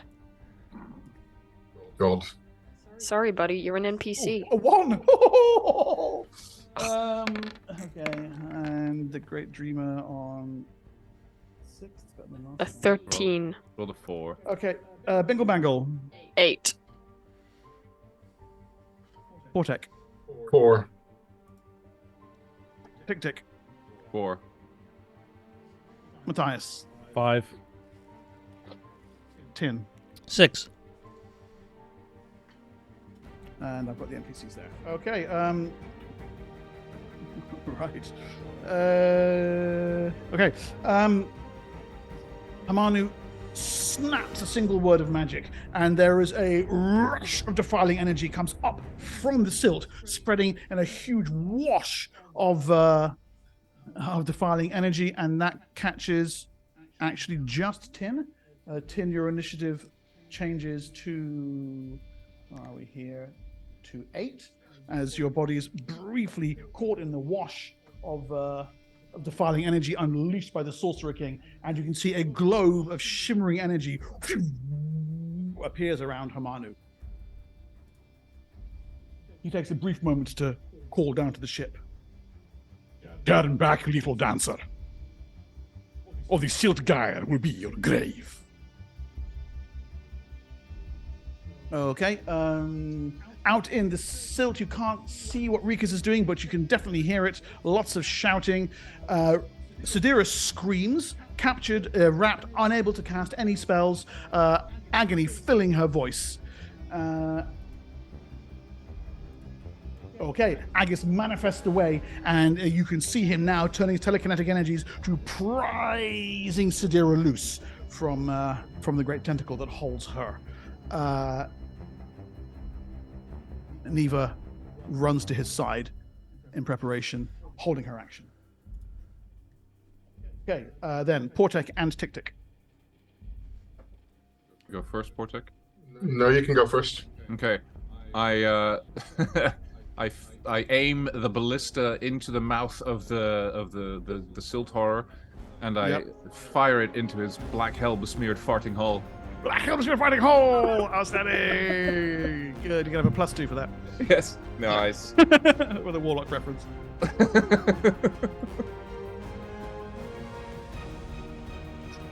Yes. I guess I just roll a d20. Yeah. And your bonus to hit on that is gonna be 11 plus 14. Oh, so you make it by 1. Okay. No, wait. Nice. 14, 21, 22, 23. Even with the black hell besmeared farting hole bonus, you fail to make the blow land. What? How much did he fail by? By 2 points. Ah, okay. Well, Well, that's 7 just plus 14 is 21. unfortunate. Plus the Warlock bonus is 23. I also give a +1. Yes, you do. So 24. Literally, it's probably deflected by Tin's blade barrier, which isn't fair, but that's what happens. Yeah, okay, fair enough. I rolled shit. That's just what it is. Portek. Portek grasps hold of his amulet to bring himself in conjunction with his favorite element. Nice. +2 caster level. Yes.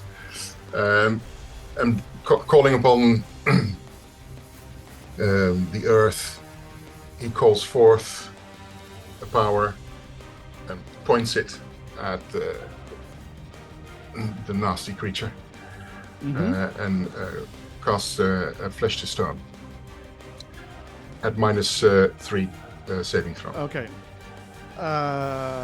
Casting time on this is what? 6. 6. Whatever. So Yeah. you start casting. Yes. Excuse me. Area will affect one creature. Yes. Yeah. However, because of where you are, silt gives you a plus. The silt gives you a -2 caster level modifier, and a +4 to the initiative. I mean, unless you want to defile, of course. No. This is clearly an earth spell. No. And, I would never. No, it's a pre-spell. You can't defile pre-spells, can you? Flesh to stone is a pre-spell for you. Yeah, it's a pre-spell for me. Ho. Saving throw at what? At -3. Okay, here we go. Ooh. Is that a 5? 5. It's right down the bottom of my screen. I can't see it. It's 5. 5. Okay. You rolled a 5, yeah. Yep. that's a 2. This thing. Hold on. That's It's a a 2, 2. and this thing has a saving throw of a 6. Yes! Ha ha! Yes! The entirety of the Great Dreamer's body, from the tip of its nasty grabbing mouth to its immense tentacles, becomes a great amount of stone. And because That is both so cool. Because both tentacles have been severed from the ship and its initiative hasn't happened yet, it doesn't take the ship with it as it sinks back into the sea. What about Rikus? Takes Rikus with it. Actually, Sadira is just free because of Agis, and so she actually is now falling toward the silt. Mark, would my blade? Oh no, Agis has her in the air. Sorry, that's Would my blade So is barrier Rikus, be like- breaking it apart, potentially absolutely. freeing Rikus? No, he's in the tentacle. Fuck. Well, I tried. So the tentacle probably snaps off, and Rikus is like, "Oh, it means I'm a great way to sit here." It's beneath the silt, encased in stone. Agis is holding Sadira aloft with a telekinetic force. You can see her like, "Rikus, no!" Can I? Sadira, Neva, having held her action, runs to the edge of the deck here, and you can see her fighting every urge to leap into the silt after her gladiator partner. That was awesome, Carl. Matthias. I try to do teleport other. On Rikus. Oh, nice. See it. Oh god. Drum roll, please. You have a +1 on this, and you have to get 60. You need a 15 or higher on your D20 roll. Is that an alteration spell? No, eh? It's conjuration. That's conjuration. It's his wild talent. Wild card. Yes! This is the first time this has worked for you. Second, don't remember the first time I did it to the Templar and it come up giving it all the big one, and I threw him up in the air. Wow. That is awesome. Outstanding. So cool. Okay. There is a sudden shocked appearance of Rikus on the deck. He's like, I turned to him and I said, calm your tits. Walking up my. No, okay, no, fair point. Fair. been awesome. Okay, Bingle, Bangle, and Tin. Bengal can go first. That was awesome. Who's left? Hamanu? Hamanu, yeah. Oh god. I just want him to go away.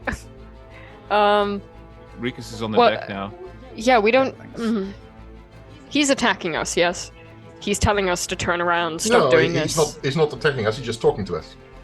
Oh, okay, well... He's just then I'll just... pontificating again. He just shows up and pontificates. What do you want to say now?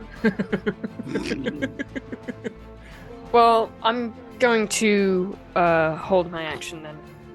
If he's not ultimately... What's happening to gonna Sadira? Is she do anything? levitating? Is Sadira alright? She's being held aloft by Agus's telekinesis. Oh! Gotcha. They were on initiative 3, so that happened earlier in the round.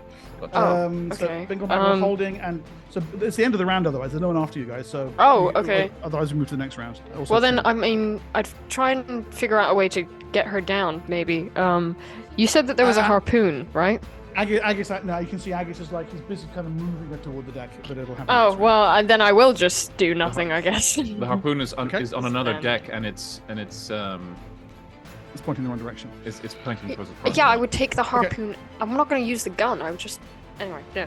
It doesn't matter. It's not going to happen. Right, okay, and anything from Tim? I'll knock an arrow and just call out to Hamanu and say, perhaps if you'd like to land and discuss this. All right, initiative please for the next round. Hamanu gets 9. Stupid sort of a king.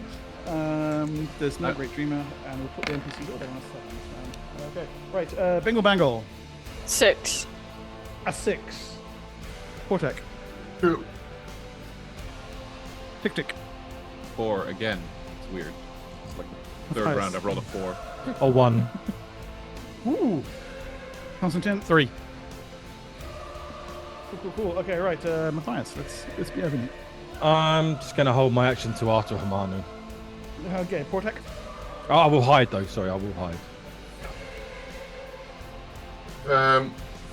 I cast a Psionic Override on myself.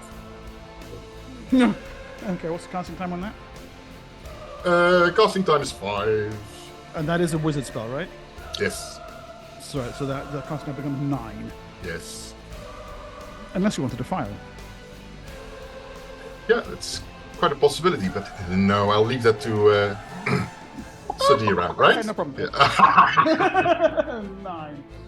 Okay, so you're going up on 11. Okay, so Portek very cautiously and carefully, you begin summoning energies from around the Sea of Silt. There is an absolute dearth of life energy here, and it takes you a considerable amount of time to be able to pull it towards you. Constantine. I will move down here. I'm holding my action, but I'll move out of eyesight and then hide. So you duck down behind the stairs. Yeah, and then I will hide. Gotcha. And then you're holding an action? I'm holding. Yeah, I currently have an arrow knocked. Holding. Yeah. Okay, so held. Tick tick. So that black square in the middle of the deck, what is that? That is the hatchway down to the lower level. Oh no, sorry, no. That was the. It's like a little kind of cabin area, and Right. it was where they were keeping the Elan last time. It's currently empty. Okay. Well, I'm gonna move so that I'm put that building. It's high. It's raised off It's the like deck, a right? little hut. Yeah. Yeah. Okay. So can I duck behind it so that I put it between myself and Hamanu? Absolutely. Yeah. I'm just gonna put some cover And then between hold? me and him, and then just hold. Okay. Because I don't know what the hell he's doing here, and I don't have anything I can do against him. So. Okay. You actually do. Um, Actually, as the one person who has, you have everything to do against him. No, fair enough. But I will just hold there for now. Okay. Rika shouts, "Die, die," and for fuck's sake. runs up onto the rear deck here and begins ready with his Kahulax. I crushed you! I crushed you too! He shouts. Oh, You can see Hamanu like, "Sorry, who are you again?" It's just who's this insane person who's screaming his Agus rage at the world? moves Sadira over onto the deck here, and kind of stops. That's his action. She turns around, trying to suss out what the rest of what everyone's doing, but you can see her she's already pulled material components out into her hand. Neva like, and she uses her entire move action to come and take up a position behind Rikus here. Because fuck knows what he's going to do next. And Yeah, I'm standing there questioning myself. Why did I save him again? Rikus is one of those guys who, when he gets older, he's going to be yelling at clouds. You know? Okay. Hamanu stares down at you. You can feel psychic energy brimming within him, spell power beneath his breast. Give the order to turn the ship around, little dancer, or I will kill you all.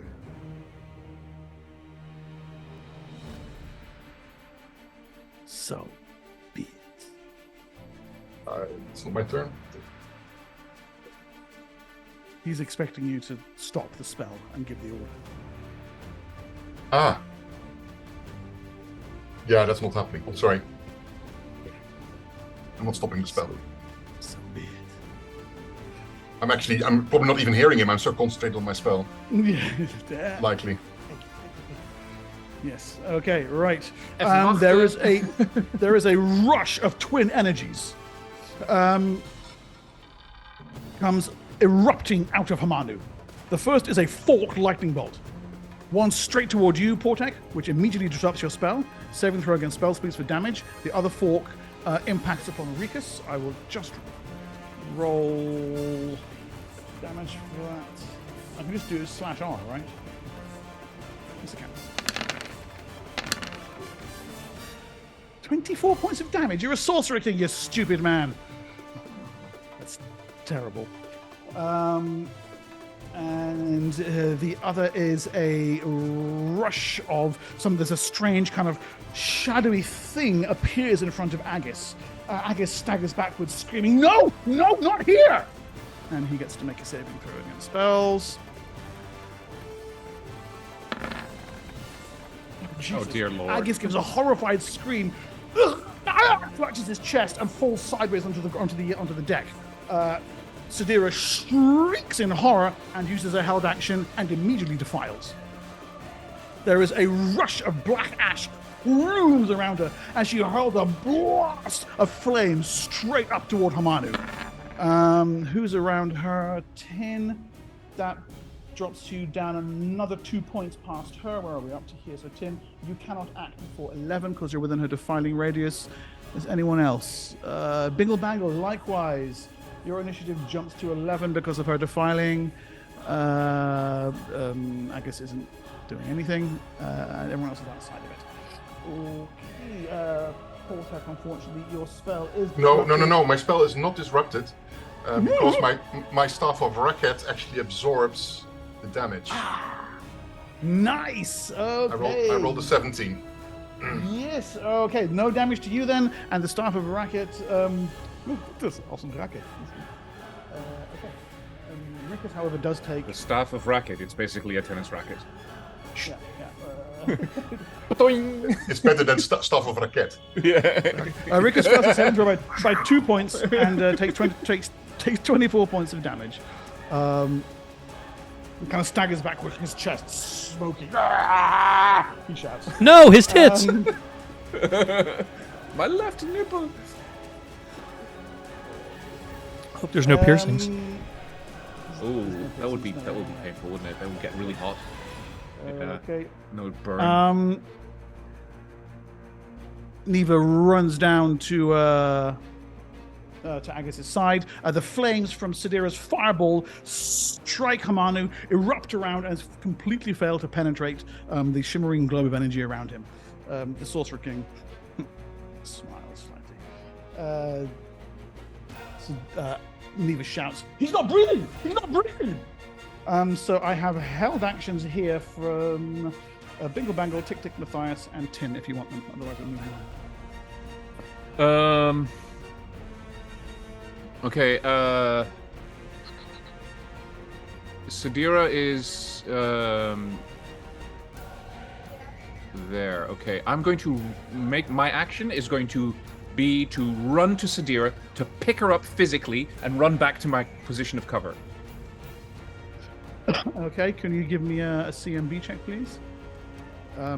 I don't know if you have it turned. If you have it on the sheet.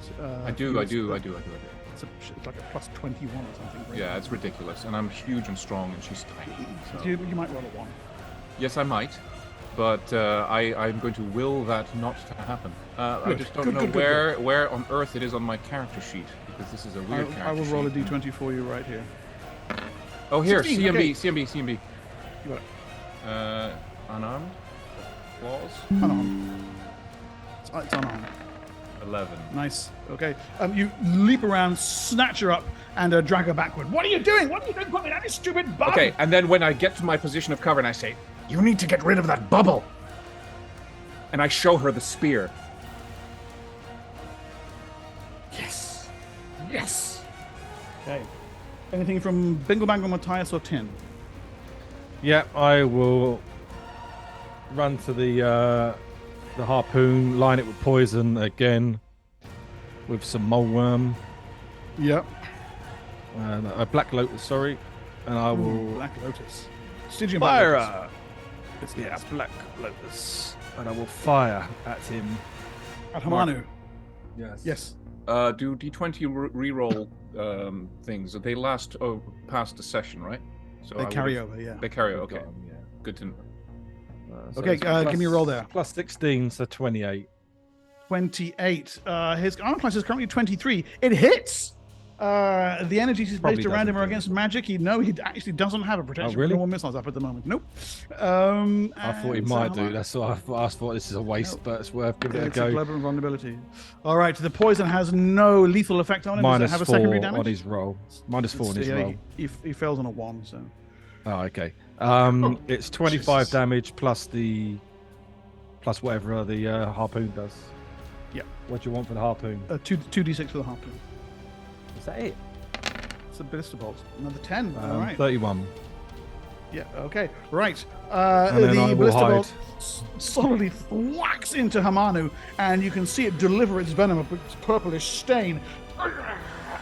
He pulls it out, and for a moment, looks in wonder at the blood on the end. Okay, Bingle Bangle, Tim? Does he still have that Just proves sheen he around him? bleeds. Yes, he does. I will come out of hiding. Yep. More than enough space. Let me see. You said each one of these is 5, right? Yeah. Okay, so I am going to. Where is my thing here? So I'm gonna shoot all 4 arrows at him, Okay, go. and these are the +2. Yep. Given that I have that 1 bolt in my backpack, doesn't it give me a benefit? Okay, so there's a natural 1 there. Yeah, that the other loses. 3 all hits. You said all the others hit? Yeah, he's armor class 23 at the moment. Oh, okay, good deal. And then, where is this? Do the arrows that he's firing and the ballista bolt, do they appear to be ricocheting off his skin because it looks like stone? Did any of these hit? Or No. All 3 of those hit. He's only armor class 23 at the moment. okay, so let me roll for damage. No, it's like he has thick, resilient hide. So that's going to be 13 because they're all +2. I'm still trying to remember what's that 30 arrow in my backpack does. Remember, I had that special arrows. As long as Did I not give you a card for that?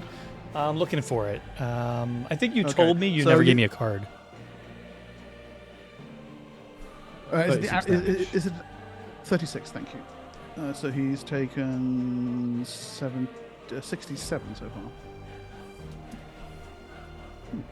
And then Okay, I will use the rest of my and- movement to get back out of line of sight, hide, and then I'll move over here, right below. Okay, good. And Bingle Bangle, anything? Yeah, I will move off of the ballista to round. Sorry, I'm just trying to drag my guy to here. And sort of darting out from cover, I'm going to use my raptor with one of the magic bolts that I have left and try and hit him. Okay.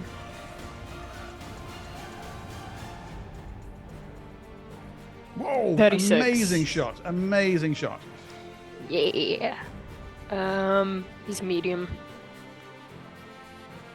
Okay. Nice. 12, yeah. Yeah. I think that's max that I could do. Yeah, the magic bolt floods into him. You can see, and his brow furrows as he determines to end this quickly. He started. Right, everyone. You started it. Well, why don't you tell him and maybe he'll change. Stop hitting yourself. I did check. You never gave me a card. I did double check. Okay. Do you remember where you got it from? No. I believe it was when we were helping the Cream at their base. I don't remember exactly because the book's over there. No, no, I'll deal with that if I have to. no, that's fine.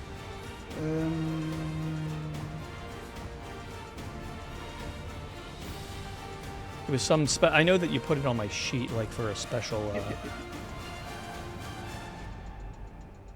Just let me check here for you. Yes. Oh yes, okay. It's mercurial alloy and gives you 5% magic resistance as long as it stays in your quiver. Okay, because I just have it on my sheet as super arrow. Yeah. So that actually gives you your constant 5% magic resistance as long as you don't fire it at anyone. Okay. Okay, good. Right. Initiative then, please, from Bingle Bangle. Hold on, what did I roll? I'm going to roll initiative as well. Or? 14. 14. Because I'm using the crossbow. Yep. Portek. 3. Okay. 3. Tick. 7. Niven. Matthias. 7. Also Niven. Good. And 10. I'm waiting on it to populate my roll. 9. A mighty 9. Okay. Hamanu is on a 2. Jesus. Oh. Which, yes, and he immediately defiles, but I don't believe anyone is close enough to him for... Oh, Rikus. Damn it, Rikus. Yeah. Dekus. God damn it, Rikus. Yeah, okay. So Hamanu's act is quite simple. A fork spell using one of the powers available to the highest level of wizards. A telekinetic grab, which, picks Rikus up and throws him into the silt. Rikus gives a horrified shriek. He's getting used to it by now. And then a blast of black energy from his outstretched other finger. One telekinetic blast toward Rikus. The other, a streak of black fire straight toward Portek. Portek, can I get a saving throw against death magic, please? Oh, fuck. Fuck-a-doodle-doo. And that's at -3. Ooh, nice. 16. Okay. All right. You resist the worst of the attack and merely take 14 points of blistering black unholy damage. Portek, that... how's your character sheet? Oh, bloody, I've got Corrodius on here. I have to change that. What did I say? 14? That puts you on 56. Okay, and then Hamanu streaks over into this position. He is actually hovering above the deck there. You can see him glaring down at the tiller. And Portek, you're next. Portek stands up underneath him, Yep. levitates with his boots, Ooh. Okay. and grabs hold of his feet. Grabs hold of Hamanu's feet. Yes. Okay, make me an attack roll for that, please. It's just a touch attack. It's not to grapple, just a touch. That's going to hit armor class 10, 11, 12. +1. His dex is... Oh, fuck, that's a miss by 2 points. Nuts. Can I give Portek my my leftover? I think I still have him still sitting on my D20. Yes. So it's yours, Portek. Reroll. Thank you. You want higher than a 5. 7. Oh! Barely. Yes! Okay. You grab a hold of Hamanu, and what do? I dimension door with him into the ground, into the stone. Beneath the Sea of Silt. Yes. How far down does that go? That's deep. He doesn't. He does as long as he'll just put it at maximum depth, 1,000 yards, 1,000 feet, and that will absolutely be enough. The sea is not that deep. Okay, Portek and Hamanu vanish from sight, both immediately disappearing. I'm going to move Hamanu over here and Portek over here as well. Okay, but they're actually straight down. Okay, I'm guessing for everyone else then, there's So momentary. I'm going to hold my action. I've got one thing I'd like to do. That's not going to hold him for very long. I mean, is Rikus still in the silt?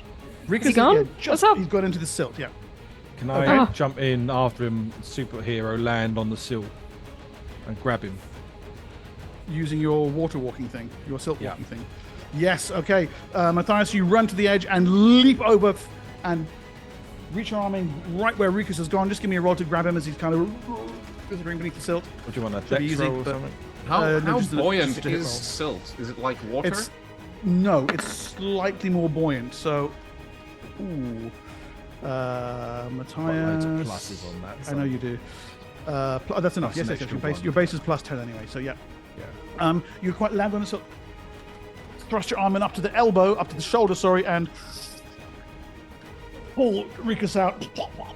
Don't say it! Don't say it! He says. I'm getting sick of saving you. And I just walk, so I'm holding on to him while he's in there. I just walk to the boat. Okay. Right. Neva can throw down a rope or something. No. At the edge of the deck, they're on the next initiative. Neva is straddling Agus's body and pumping up and down on his chest. DM, can I use, since I didn't do anything that round, can I just knock an arrow and just, that's all. I'm just going to be waiting for Hamanu to come back pissed off. Yep. So I'm not sure whether he should come back. He's encased in stone. I am rolling a healing check. Care. Okay. Neva leans over and starts trying to give Agus mouth to mouth. Okay. So Pin knocked arrow on holding, tick tick holding, bingle bangle holding. I will, unless you guys want to, if you guys want to re-roll your initiative, you can. Otherwise, we'll keep the same initiative, and I'll just add in the guys for the next round. Yeah, I'm just gonna hold, and the minute can I see re-roll Hamanu, I'm mine? gonna launch my attack. Yeah, bingle bangle, go ahead because that was terrible. Because I got a 14, I can do better.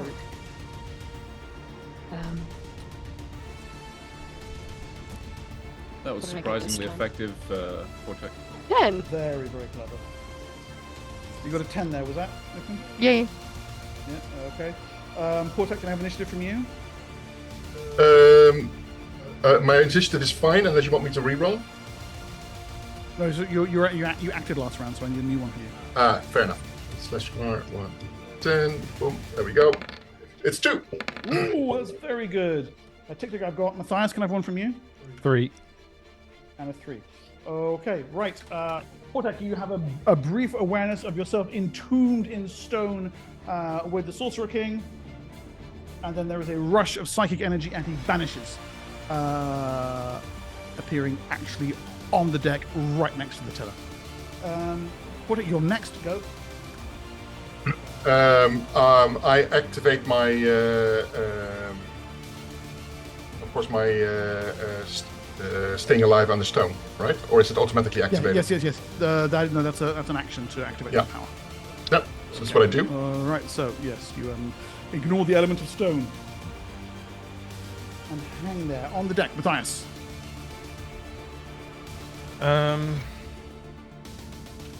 I just try to whip him and trip him. Whippity. Yeah, go. Whip, Do it. whip. He's Mark, still whip, nay, 80, nay. 23. Is the top of that little hut thing in front of us, is that the same height as the deck where the tiller is? Yeah. Okay, so I have a line of sight. 27 was my highest. So that one's a hit. Those other two are misses. Yeah. But the 26 is a hit. Or 27 because you get a +1. Yeah, so that's a hit. So, and yes, pull the leg out right underneath him. The Sorcerer King of Uruk falls flat on his bum. And takes... Then I go and hide. 3 points of embarrassment damage. My goodness. I will never recover from this injury. You hide. NPCs also. Rikus, you've dragged him back onto the deck here, and he quite literally is like, yes! And then whips his Kahulax out, and he lays into Hamanu. Yeah. 3 hits. A couple of ones, Rikus, come on. Let's take 4. But nevertheless, deals a solid bit of damage to Hamanu, who is snarling and rolling sideways, furious at the pounding he is taking. Breath works, and yes, okay. Neva manages to get Agus's heart going again after whatever spell it was that he suffered from stops. He coughs once. She sits back. Thank the heavens. I would never want to listen to either her crying or his crowing if you died. Sidira steps out here and forces herself to preserve, knowing that she's very, very close to her allies now. 1, 2, 3, 4, 7. I'll go from 10. She starts casting. Tick. I'm going to hold until Sidira finishes whatever she's doing. Okay, Tim. I'm going to hold until she's not doing whatever she's doing. Okay, and at the same time as Bingle Bangle, you get your action. Sidira's spell. Oh! Dispels the globe of invulnerability around Hamanu. The shimmering sphere just falls apart like water splashing onto the deck. Held actions get a +1 initiative penalty, don't forget. Bingle Bangle, you go. I'm taking my swinging sticks to this bitch. So that's happening. Right. I get 3, right? Yeah. Yes, you do. I'll move you over to right next to Hamanu. Dee. 2 hits. Yep.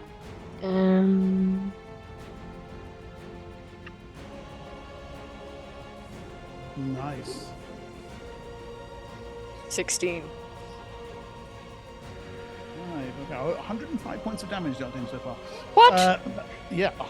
Manu is bruised Is he half and giant battered. secretly? Half He's secretly gold, not most likely. secretly, yeah. I'm getting a little annoyed, I have to confess. And so her spell's gone off. Right, and then Titik and 10, you both have held actions. Yes, I'm going to run up to Hamanu. Yep. And then I'm going to attack him twice with the Heartwood Spear. Woo! Okay, as you charge toward him, and he sees the weapon in your hands, and for the first time in the battle, you see, and for the first time in your lives, fear on his face. And as I'm running towards my target, I'm channeling all my will into the spear, feeling the barbs, or at least not the barbs in this case. The thing and rides with anticipation in your hands. Trying to connect with it as much as possible, saying this is its quarry, this is what it needs to kill. Okay. You may treat him as armor class 13. 27 and a 25. Outstanding.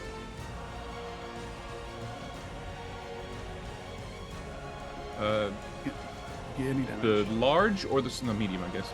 He's medium. Oh. So that's 12... 22 damage. 22 damage. Oh. Okay. All right. Nice. The spear hits once, twice, dealing Hamanu deep, terrible wounds. The barbs, as the spear comes out of his flesh, emerge. You can see the Sorcerer King's flesh, chunks of it, are still on the spear. He staggers backwards. Hold him down, I say. So I'm gonna, with my action, I'm gonna come up. I have 4 shots since I have 1 knocked, and I'm going to try to nail him to the Pin him. wood in the boat. Yes. Okay. Those are CMB. Those are CMB rolls. So if you With have the that with arrow, your I'm bow, shooting the arrow through him, like to kind of. It's yes. It still counts as a pin though. It's a CMB attack. Oh shit. And for you, that is where are we? 10. That is going to be a plus 11 plus 15 plus because the bow's plus. Okay, so you're a plus 15. Plus 15. So you need 8s or higher to do it. Each 8 you roll, each eight that you roll will pin a limb. Would my strength increasing make that better? Your strength is already factored into this. No, I'm saying I'm. Oh, if you were to increase your strength, yes. Am I able to give up one of my shots to use my ability to increase my to use my ranger my druid ability to increase my strength? No, it's that Oh. or take a shot. All right, well then I'm just going to let loose with all 4 shots. He is a favored enemy, mind you. So He is a human, so you get another. You get a +4. +4. Yeah, I already added one here. So. Okay, good. I didn't actually even add it to that. So So add. you're looking at 4s or higher. Wow. Yes. Okay. Both arms, both legs, through muscle and sinew, and the power of the crimson bow pinned to the deck. As they pierce him and he is adhered there, I'm just gonna smile to Tick Tick and say, "Good enough. That'll do. That'll do, pig. That'll do." That'll do. Okay. Inish Hamanu. 1 again. I rolled 3 1s for him. Are you serious? Yeah, I'm serious. 3 1. There we go. It's just Yes. unacceptable. A 4 for the NPCs. I said every single round he's got on the 1. Seriously, I rolled a 15. How do you even do that? Was any damage Here. dealt with those shots, or was it just pinning? Oh no, those are they're just pin shots. Yeah. Okay. Bingle Bangle. 4. Portek. 5. Tick Tick. A 15. Oh yes, of course. Matthias. 4. Tin. Waiting for it to load. Jeez. Just taking all the There we go. 4. steam. Good. Nice. Okay. Right. Okay. He gets a penalty on this one, so let's see what it does. Jade is familiar. Okay. And again, a rush of psychic energy, but you are preventing him from making attacks as he is forced to use his action to free himself from the pins and materializes just here, staggers sideways, and collapses against the center of the wheelhouse. Looks around, and for a moment looks up to where now those other 5 blazing orbs have long since vanished into the east, abandoning him to his fate. Right, Bingle Bangle, Matthias, Tin, and the NPCs all on a 4. I'm going okay, to. so Sadira, What do we do, guys? I'm gonna pin him I'm looking for again. a metal- I'm gonna shoot the Pin him metal again. bucket. Pin him. I'm Just looking keep- for a metal I'm bucket. trying to pin him I'm gonna again. stick Hold it on. over the- I only. Metal bucket. Oh, that's brilliant. I'm only firing. Defeated by Should a I, metal bucket. should I keep that would be- whacking? So I'm gonna shoot 1 into. I'm gonna do 2 pins, and then I want to do a called shot through his his liver. calls up to his liver. Okay, right. Let's. I'm gonna go from left to right on my list. Bingle Bangle, what you doing? I'm smacking him. Okay, you leap down off the deck, land at his side, and stick it to him. Yes. Stick it to him. Yeah, that's fine. Yeah, Haha, that's a clever you're fume. so funny. I am. Right. Everybody says so. Uh-huh. Why is it not clicking? Hold on. Give it a second. Oh, I need to do 2 more. Okay, 2 hits. Okay. Damage. That will be Okay, got it. 10 and 7, 17. Yeah. And, I mean, I guess at the end of my attack, if it staggers him, I'm going to try and hold him, pin him down, just grab onto his leg and, like, dead weight myself. Yeah, okay, two solid blows, and make me a CMB unarmed roll, please. CMB unarmed. To hit roll on that? Yeah. Okay. Leah, like you're familiar. Oh, yes, just. You roll under his grasp and just pin your tiny but mighty arms around his shins and hold him in place. For a moment, he's like, what are you doing? But it's very clear what you're doing. Stay Next, still or I might Matthias. have a little snack down here. I use my full running speed, running around this boat to find a metal bucket, and if I find one, I go run straight over to him, stick it on his head. Give me an observation check or a wisdom check if you don't have observation. I have an observation But this is when alone. I find it. It's on the map. 4. Yeah, okay. All right, and quite literally, you run around, and it's Ulvaris comes running up to you. Why are you thinking the same thing as you? And he hands you a bucket. And I sprint and stick it on his head. Okay, fantastic. Okay, roll. A cord what do you shot, want? armor class 27. Pulled Oh shot. shit, it's head. No, it's his head. Fuck, armor class 31. Heads are at -8. What am I rolling? This would be a 20. CMB with a -8. CMB. Even though I'm tricked out in that. Let's see. No. Do I only get? I get 2 attacks actually. Hang on. 15! 16. That is. That's classed as a 16. So 16, That's so that's classed as a 28. 30. It's probably not enough. A 30. That misses by 1 point. That only hits armor. That hits 22, and he's at 23. Wait, no, he's held. So he loses his dex bonus, which is 4. That would hit. That's it. Yes. You put a metal bucket over the head of Hamanu, sorcerer king of Uruk. Did he say he feels humiliated for being tripped? Yeah, I so say he to him, takes, How about now? another 4 points of humiliation damage. He will not recover from this. Yes. You see Tim. this cat? Yes. Yes. Oh, kitty. The cat is adorable. Every time I have dinner. I can has the yummies. Oh my! Is that the cord shot to the throat, or is that the pin there? You're muted, dwarf. You're muted. Yeah, that's the called shot to the throat, so we can't use any spoken magic. Okay, the arrow pierces right into his throat box, and that you can give me damage for that. Oh, that's actually automatically max damage. So Vital blows automatically max. Wait, there's 2 cats now? there's 2. What? So They're the arrow multiplying. is plus Damage. Let me see, let me do the damage adjustment. I have 2 kitten Bengals. Yeah. So it's going to be 10. It'll be 16. 16. I didn't use any fancy arrows this time. Alrighty. And then I'm going to do the 2. And the others were pins. These are pins. 1 hit. Oh, plus 8, plus 4 to both. Plus 4 to both. Favored. That's still only 1. Okay, so then I'll pin just the one side, whichever side it seems like he's favoring, or Okay. Well, he has a halfling around his legs, an arrow in his throat, and 1 arm pinned. With his other arm, he holds it up, shielding it, desperately staring at the Heartwood spear. Portek.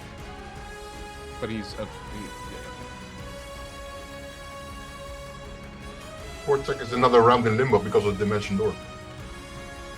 Because you're stunned for the round. Yeah. I would be down here. Let me move myself. And then finally at the end of the round, tick. Alright, I run up to Hamanu. I have reach, so I can go over Bingle Bangle. And I run him through. Let's see it. Do I get bonuses because he's got penalties? He loses his dex bonus, and the Heartwood Spear ignores any of his armor, including his thick hide. So you're hitting armor class 10. How is it still that high? 36 and 30. I think I hit. Can I do a cold shot to the heart? Of course you can. I'll do that. Right. Describe to me then, on out, how you end the life of Hamanu with Uruk. I run up to him, and with the first attack, I just look at him, and just push it in slow into his heart. His one free hand grasps the spear.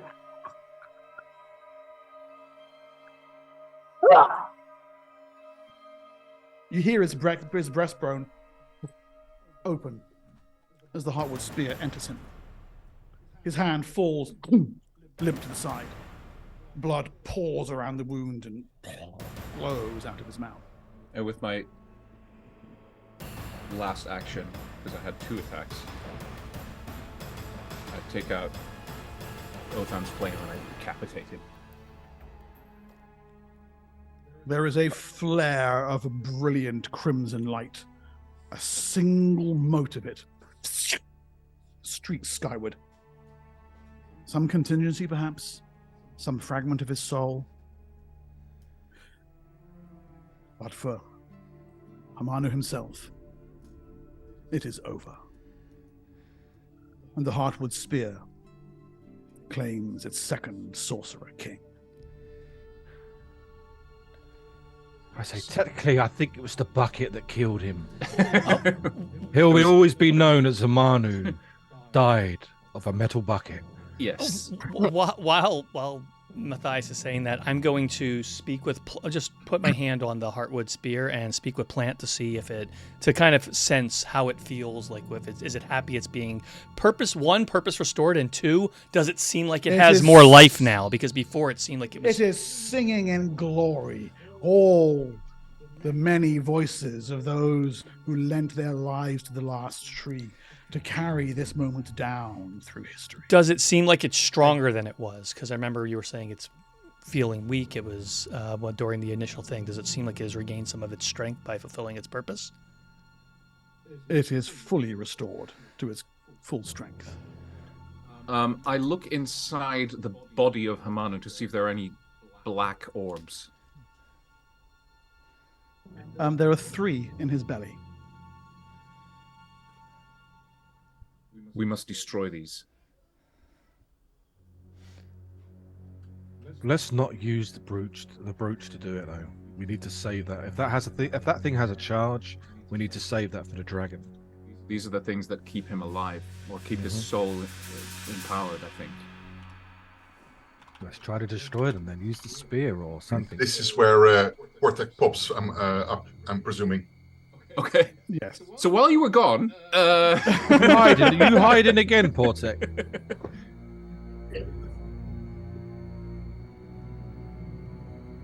I hold up Hamanu's head to Portek. The spear has just gone through his whole body and is literally jammed into the side of the wood. Well done. Well done. Shall I throw this into the sea of silt?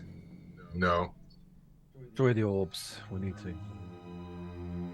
I think with Karlak, we should obscure the body with the Velda lines. Okay. I look to Sadira. She is kneeling by Agus's side, his head cradled in her lap, tears falling on his face. Is he alive? Rikus doesn't. Neva saved his life from the effects of the phantasmal killer. Yes. Rikus is staring at them, and then looks over toward Hamanu's head.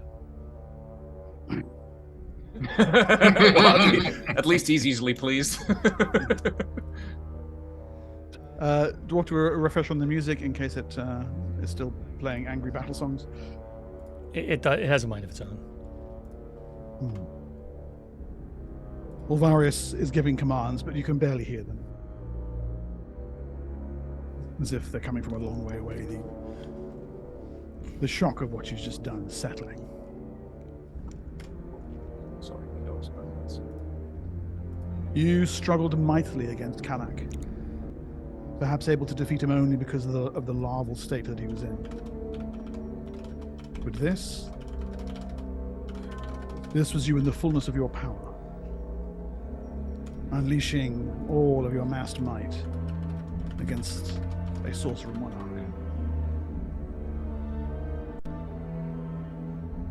Victory is yours. News of this will travel fast. How though? We're in the middle of nowhere. That streak of light that went to the sky. The other Sorcerer Kings will know. Also, ask his Templars. Oh yeah. Sucks to be you.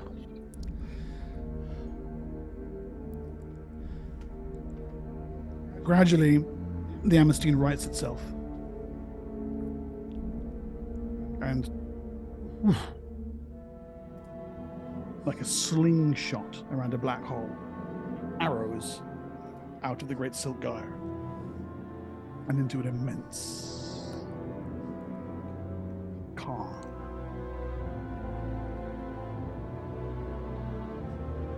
The doldrums, Ulvarius says. A day through these, and then there's whatever that is. You see it on the horizon. In fact, you've seen it before once, from the very southern tip of Morgage, from Akarakle. A great brooding cloud, referred to only in the Journal of Galax Soundstrider as the Great Ash Storm.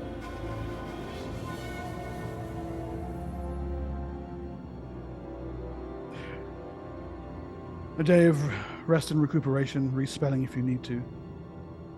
Preparation for the final phase of your journey.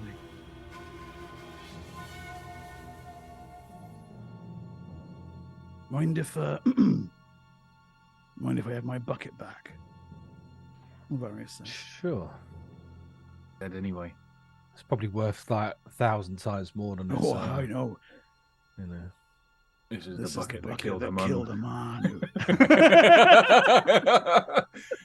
I've noticed there's a bit of a theme of buckets in your games coming. Wait a minute. I'll pull out my knife and I sign it, Matthias. Yeah. We should all sign it. Mintha was here. Yeah, everyone signs it. Everyone signs the bucket. And I want him to make sure that if he's like the only one to survive, he does in fact tell people Hamanu died by this bucket. I write it on the bucket. I write all our names on the bucket and then I write the bucket that killed Hamanu. Yeah. Fantastic. And I write Portek, aka Little Dancer. Yeah. Out across the doldrums then. I've killed 2 Sorcerer Kings now. I will approach Sadira after this to before we go to our rest, whether I could maybe steal some of her magic. I'm going to need you to be a little more specific, she says. Yeah. I have a spell which steals magic from another caster, and it stores it in an obsidian ball as energy. Since we are going to relearn our spells anyway, before you do so, I would like to steal some of your spells. She looks around at the ash, sifting in the wind across the deck. Yeah, I think I owe it to you. Just so we have some spell energy if we run out. You never know. Please do. So I sit down and start casting the spell. And I slowly start leeching. It requires my concentration, my continued concentration. I start leeching spells. Okay, nice. Man, if I had a nickel for every sorcerer we killed, I'd have 2. which is a lot more than anyone else in Athas right now. That's very true. Not Yes, incorrect. You'd be known as Bingle Bangle Tunicles. Yes, for that reason. Tunicles. You know, I feel like our names are And a spicy underwhelming. sausage. Okay. What do we do about these orbs that are in his belly? We've got to destroy them. So how do we destroy them? We just smash They're them. obsidian. We use metal. We smash them. Just I've got a smash brooch, it. fellas. No. Do not use the brooch. But I have it. Yeah. And we're Obviously, proud. we can't use it on the ship because of the engine. I know No. that. You don't I'm not use that it. You don't use it because That's your for the brooch dragon. is very special, and it cannot be recharged. And we don't know how many charges it's left, and we need it against the dragon. Okay, So we can so get rid it's of these. Ixnay on the brooch tay for I now. think so. Yeah. Okay. Are we I gonna just like smash them? Rika says. I'm looking to the wizards here. Yeah. What will happen if we unleash all those souls? I look at Sadira. We don't know what's in them. It's life could energy, simply- is it not? Life He could energy. well, sure, but it might just be life energy that he leached from the land, or using whatever you've done. Exactly. But isn't that what Kalak did? We can Leached the life identify it, energy I out of the suppose. entire city. Just smash them. Rika says and tries to grab one. No. I spin my Why- body a little bit so that he can't reach it. Just yet. Why don't we? yet. Why don't we identify them and see what we're actually going to destroy? Maybe that will give us a better answer. Yes, that's a smart idea. At least then we'll know what we're destroying before. That's why I looked to the wizards. Yes. All I'm not a so wizard, Give though. them to me. I didn't look at you. So, how much spell energy, by the way, are you taking from her, Carl? How much is she willing to give me? I can continue till she's completely empty with this spell. I need to keep concentrating. Doesn't it go into an orb, or one? How many orbs do you have? Is It there a goes limit into on an how orb. much an orb can take? There's no mention of it. Well, I've got three orbs. Energy containment. No, sorry, that's a Not different. to Sorry. put too fine a point on it, but what are you making something that looks just like these? Yeah. I mean, Are we the bad guys? We're the bad guys. We are we the Guys, bad have I've been been. saying we this. have been. I will say. Energy conduit. Except we've got right, skulls on that our we are hats. on the dark side of the Force, and we've been playing Sith this whole time. I think okay, just since accept it. I think since like session 6 Look. or 7, Bengal and Tin have both been like, "We're the bad guys. We're doing good things, but we're the bad guys." Yeah. Yeah. Look, sorcerer's energy is very simple. There's a correlation between obsidian and whether you are a What's the- preserver what's the or you're a spell called? defiler. What's the spell called, Carl? Yeah, give me a sec. Called glass balls. Because it's not any energy conduit. That gets it from the land. No. Wait.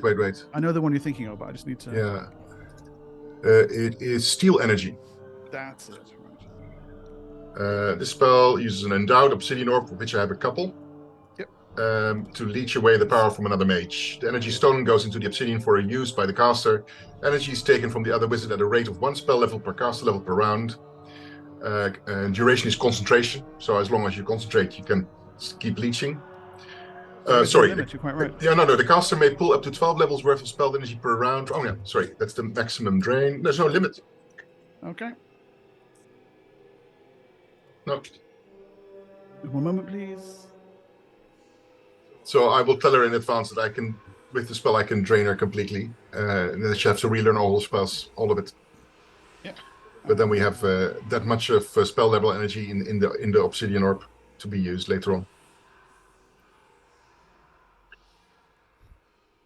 It's the first time we have a second mage in the party that I could use it like this. Yeah.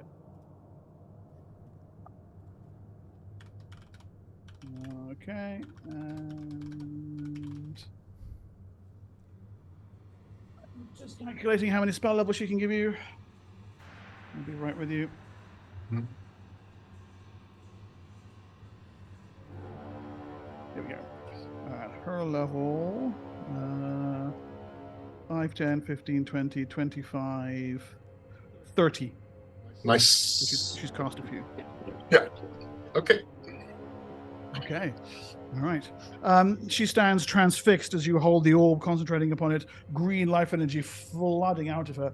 You can see her face growing ashen as you take more and more and more. Oh, am I killing her? To continue. No. Oh, okay. No. And then finally, the last fragment is taken.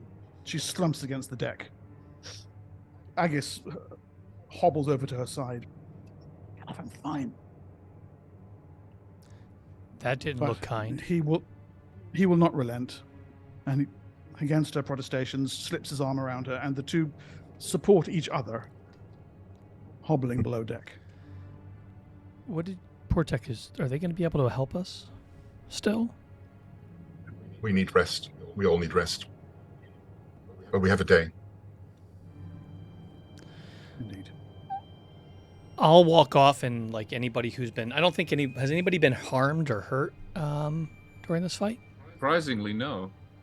What? Portek. Rikus. About Rikus. Rikus was hurt. Yeah. I'm fine. He says it's like blood and scabs and bruises all over him. So for the sake of his It's a Tuesday for me. So for the sake of his I mean, I guess the best way I could say it is vanity. I'll use spell concealment and walk by and go, well fought today. I'll clap them and walk away as I allow the life energies I can pull from the sea of silt and around to permeate his tits and heal him. So it'll just knit up underneath his. He realizes what you're doing, kind of looks over in your direction, but doesn't complain. He better not. It's almost like you're growing as a person, Rikus. Portek heals himself with some healing spells. No problem. Bingle Bangle, you have your first undisturbed night of restful sleep. The rocking of the ship and the creaking of the boards lulls you into deep slumber.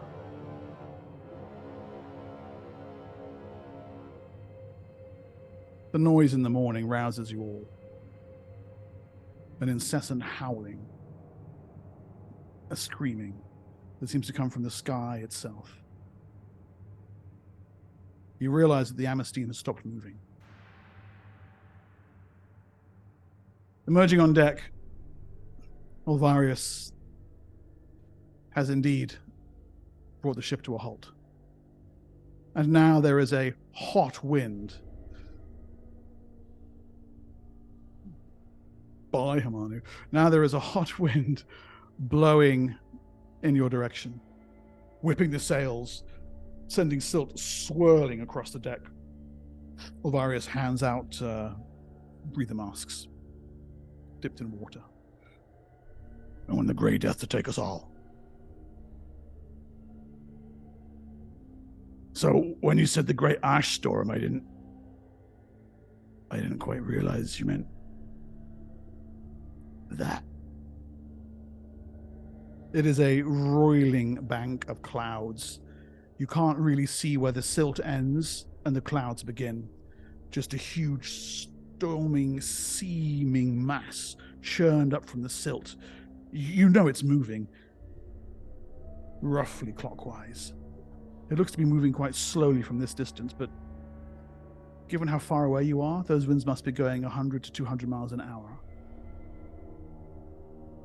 It must be scouring the silt clear down to the bare rock beneath its hellish tempest. There's a flash of lightning from deep within the storm, a great crimson bolt that illuminates it briefly. And by that light, you see the true immensity of it. That thing will tear this ship apart. He turns to look towards you. How in the black are you getting through that? I'm not taking her through it. He pats the helm. We'll all go down. What did the text say about us going through this? There is no navigational information on that. if PDF opens quickly enough on my computer, I will tell you exactly what the wording was in Galax Sandstrider's journal. But simply put, where is it? He says,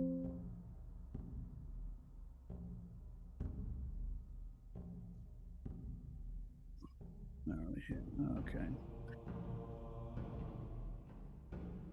I followed the directions carved into the white stone, came safely through the great silt gyre and the doldrums and shoals that lie beyond it.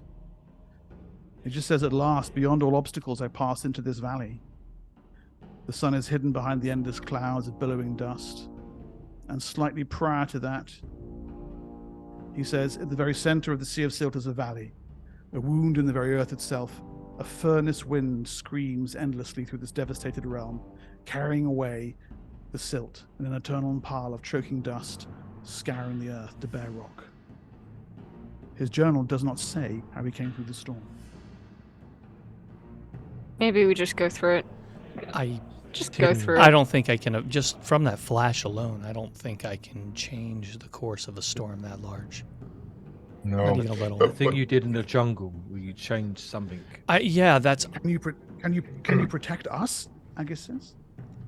I could probably create an area around us, but it only it lessens. It makes it more bearable. It doesn't remove the effects of. So we'd be more bearable going through that, but that's all I could do. The most I could do outside of that would require a lot of effort. Would be, I could probably make the wood of the ship as resilient as steel, but even then. Why don't we send the ship back from here? I think the ship has done enough. It's brought us here where we needed to be. And why don't we continue our journey underground, underneath the storm? I could exist there. You could exist there. How everybody else is going to exist? Well, we need to create an environment that we can bring everybody down there, and then we tunnel our way into this realm. We don't need to go through that storm. We can go underneath Past the silt into the rock. Yes. As it were. Yeah. That might work. Yeah, I could, once under the silt, I could burrow through the rock. He's saying in his diary that there's a valley in the middle of the Silt Sea. Do you think that's what is at the eye of this storm? I would expect so. So far, what he said is true, right? Rika says, I'm not a wizard. I couldn't tunnel beneath the rock. No, but we have a priest who can who can become a creature that can. But I'm not a priest either. Yeah, we don't burrow. We just stand there and wait for them to do it. That's how this goes. I don't understand. Yeah, neither do I. Have some jerky. I turn into big thing, and I burrow. How? With his face mostly, yeah, I guess. Mostly my face. So the transition from the ship into the ground, though, is the question here now, I would say. Yeah, it's because I don't want to. Because the thing is, I can't open up the rock directly under the silt, because then the silt's just going to fill the cavern. No, we have to go deep underneath. I can do that. I can set it up, and I can bring you guys down here from the ship, together with Sadira, right? You can open another portal down there once I bring you there. From there to the ship. Yeah, I just dimension door into the stone, create with my spells a living area that we can live there, or exist there. I don't want to live under the ground. I have a home back in Tyr, Rika says. Just completely ignoring Rikus' talking and continue talking. And he was like, Rikus, one of your Kahulak ropes has come loose in your fight with the... Is it? Oh, thank you. He says, and goes and sits down and starts repairing his Kahulak. Yeah. And then I come back for you, Sadira. I bring you down, and you create a portal back to the ship, and everybody can come down. And then the ship can go back on its way home. With the bucket that killed Hamanu. Yes, and a story to tell. Even if we don't make it, the story will be going out there. I will spread the stories of this far and wide, Valeria says. You have to tell people that I was at least 4 feet tall when you met me. Just saying. One other thing as well. You have to tell people if they want luck, they have to fill the bucket with coin. So at least you can live a rich life. So, well, I could also, if it's a matter of how long it's going to take to get them down, I could give you guys the ability to swim through this shit. Through silt. Yeah. But it's still in the moment, isn't it? How deep? You're at the edges of the doldrums. Yeah, he's pulled up before Yeah. you hit the shields and the. Yeah. Everybody? Is that easy?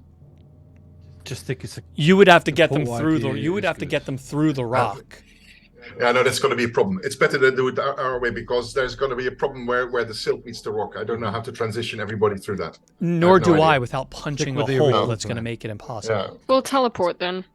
The plan that I had before is best, I think. Yeah, portal. Right, Is go. is that what we're doing? I guess has a blanket around his shoulders, leaning against the. He's got it wrapped around himself, looking at the storm. Turns back to face you. I owe you all an apology.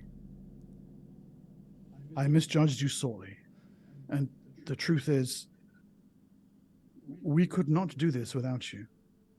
No hero of the Tablelands could do what you have done. Command the sorceries and elements in the way that you have.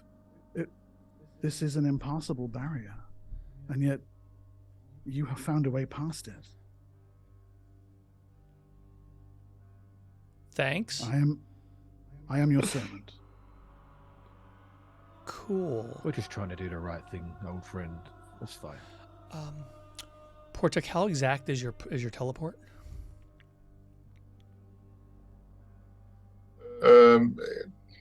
Fairly. Why? Well, if I'm going to phase through the rock and create a cavern for us to start using, you're gonna have to teleport people into it, aren't you? I think Portex. No. No. He's gonna do that dimension door thing, and he will arrive in solid rock. But because he's an elemental priest, he will be able to breathe it. And then he's gonna make like a little cavern down there. Yeah, exactly. To bring everybody down there. Yeah. Now, I will then follow to the same coordinates using a dimension door and create a portal from there to here, like we did from Tyr, and you can just walk on through. That's exactly Simple. what I saw. If I could recommend, when you create the portal, you guys step out, I go through to make the tunnel. There's not going to be, unless, I don't know if you're going to be able to make enough room for me and my form and all of us. What kind of form is it going to be? The worm's the only thing that's going to be able to burrow through that kind of rock. Okay, well, I'll make enough room. Yeah. I'll make enough room that we can stand on the side and you can go through the portal as worm and keep your burrowing through. How about Yeah, that? that's a good idea. Yeah. All right. I will. So you create your own room, basically. Yeah. There you go. Okay. Well, then, good luck. And next time I talk to you, I guess we'll be where we're supposed to be. I hope so. Okay, guys. Portek. Dimension doors into the ground. Immediately, rock surrounds you, and yet your immunity protects you. And you begin working on the stone. Using stone shape, is it? Yeah. Okay. Gets his pickaxe out. We see him in a couple of months. Hey ho, hey ho. Don't you dare call me a hoe. No. An ancient dwarven mining song. Hi-ho. So, Time passes. Portek sits down and sings. No, I'm sorry. Motherfucker. Portek digs and digs. And Sidira, judging enough time has passed, turns and kisses Agus gently on the cheek. And then likewise disappears with the dimension door. Which arrives a split second later. By the elements, the Alliance chose you well, Portek. She lets herself recover. And once more, with slow and careful... Place it in such a way that once the worm comes through, he can actually follow I up. understand.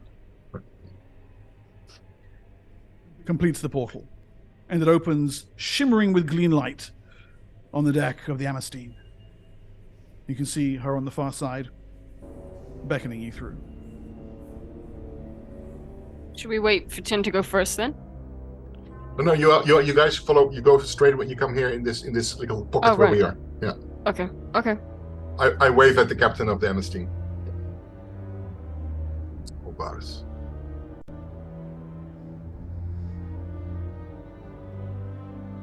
May the elements guide you, Portak.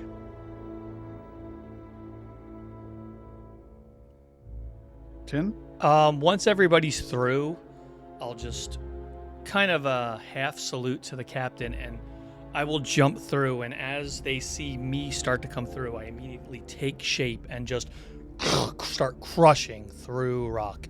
Heading down a little bit more and out because I want a good, I want to make sure we have a good stable amount above us so we can't be impacted. And I will, so all 50 feet of me will just start worming and just crashing through past everyone. All right. The rocks below the Sea of Silt split asunder as once more you stare into the inky blackness of Tin's hull. You guys love my On hole. he burrows. Everyone does. It has been the best hole in the game. Yes. A driving, chewing force that tears asunder the rock itself. Long miles you travel beneath the earth.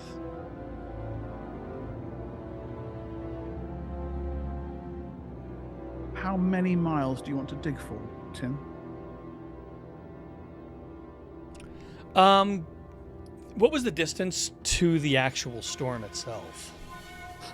So he had stopped at about 20 miles out from the storm. You can see its outer clouds were kind of billowing in and out at various places. He estimated that it was 10, 20 miles across at least. So technically this place we're looking for could be 10 miles through. Indeed. So I would go the 30. I'd want to go to the heart, the eye of the hurricane, as it were. So you burrow for basically a full day then? Yeah. With movement rate 15. Okay. In darkness... There are times I will say that you will see me slowing as I'm obviously going to be exhausted. Yes. Sidera conjures light, illuminating your passage. The sinkworm plows ahead of you. And your small group walks in its wake, illuminated only by her spells. Of the storm above, there is no sound. It does not even penetrate this deep into the rock. Until finally, Tin, you judge that you have come the full distance, and indeed, your jaws are tired, your scales ache, the muscles inching you forward, yard by yard, mile by mile. They're burning. You must stop, you must. And yet, just one more mile. Just one more. Until finally you can take no more. You must surface. 30 miles, huh? Let's have a look at the map. You're muted, dwarf. I don't know if I need to surface so much as I need to convert myself back into not being shit, or not being the animal so I can rest. I'd say prior to returning to form, instead of burrowing, I will phase just because this is a massive storm ripping through easily all the silt down to the rock face. I will phase through and emerge just maybe like not even a quarter of an inch of my face to the silt. Quickly ready to pull myself down if I feel anything. Burning heat. Burning heat hits your face, and for a moment you think you're within the storm, but No, there it is, high overhead, churning. Miles above, here and there, columns descend down around you. A blasted landscape of scoured stone and the roiling fires of exposed lava. But here is the eye of the Great Ash Storm. You have passed, quite simply, beneath it. It is safe to emerge. Okay. As safe as this place can be. I will rescind down, rephasing, I'm not burrowing, down, and I'll let, so it's hot, it's dangerous, but it generally seems safe. How do you want to get up? Because I've only got I've got one trip in me. I can get you up there, but I'm not going to be, and I'm human form again at this point. Because I can't speak the other way. Sorry. I can have one. I could get you up there, but it's gonna take everything to resume a shape, bring you all up there, and then I will need to rest. Why don't we rest now? Well, we rest. We've all been in traveling. You're in tired. safety and Yeah, I mean, we're safe underground. Let's rest. We have enough air and all that. That is my that is my concern. Is that how much air we used? Well, I mean, we have an entire tunnel behind us. No, right? we don't. Yeah. Remember, we burrowed under the ground. So as I'm creating and breaking the earth, any oxygen that would be in the earth that was underneath that would be freed to then suffice us. But we have a limited supply of air because there we're any way we both can ends are create capped, or air? the silt would come down and bury us. How are we breathing currently, Mark? So Hey, Mark, did I just create a You are- limitation for us?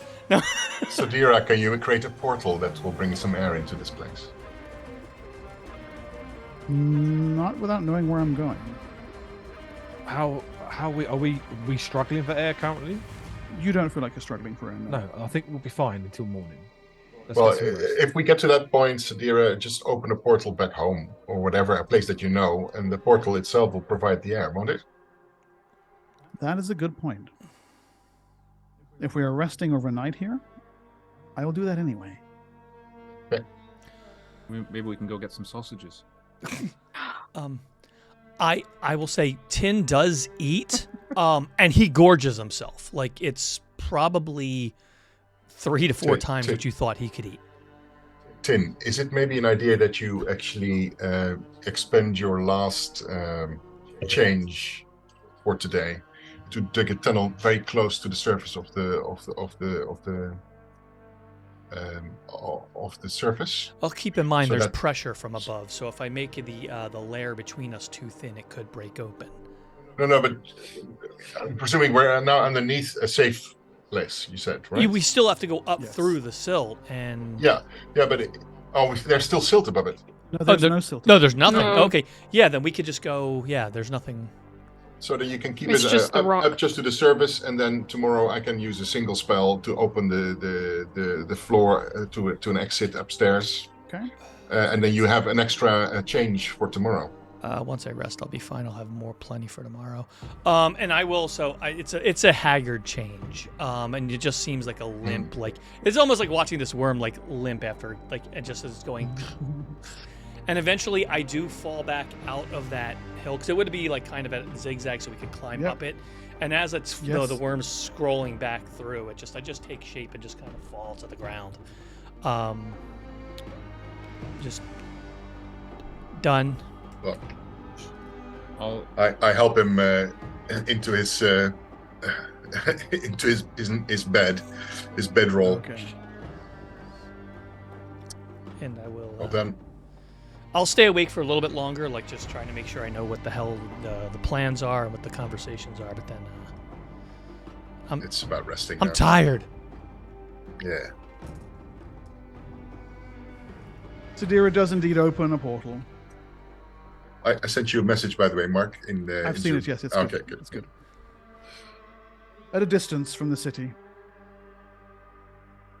the air flows through. So tempting it is to return. But for that night, you rest in peace, safe beneath the earth, with the vision of Tyr watching over you, sending the sweet air of freedom to where you now await. Morning comes. Your spells restored, your energies renewed.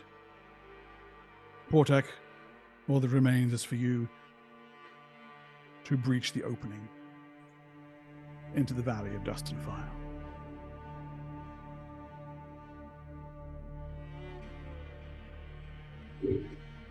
Yeah. I go to one of the tried and true spells, which of course is... Was it second level, I believe? Yeah, Burrow spell. Okay. And as before, we burrow through to the surface. A hellscape awaits you. A sea of lava surrounds a monstrous island. You can kind of see the scale is in the top right of that. I think it's not visible on Twitch, but the valley is immense. You emerge here.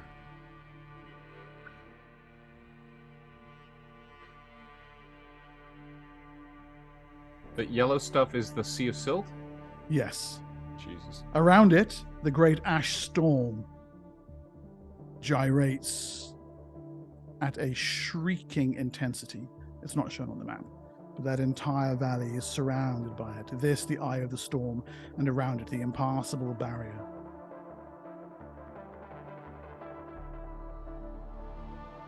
Around you, the rock has been scoured bare. A fused magma terrain of burned out forests and shattered landscape. And at its heart, that seething, roiling sea of molten rock. Within it, you can just make out the walls, immense and black and circular, of a great city. Greenery quivers there beneath the storm-racked skies. Overhead, the ash storm is an incessant howl. You stagger out, shielding your eyes against the baking waves of heat. Take stock of your surroundings. The worst of your journey has not even begun.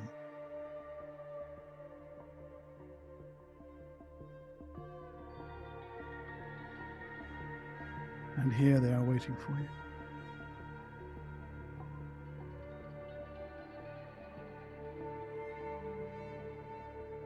Six figures, standing not far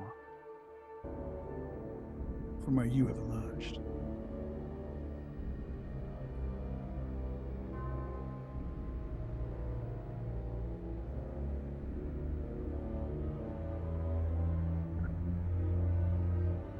The first. There is no mistaking what this creature is.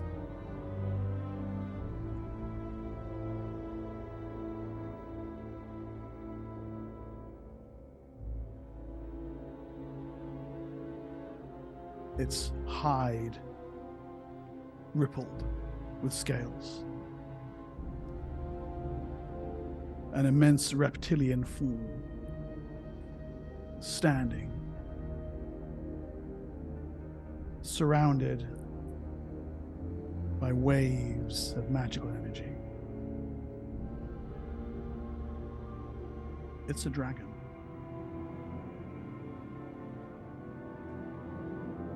Its eyes flick toward you, Tik Tik, and the spear on your back.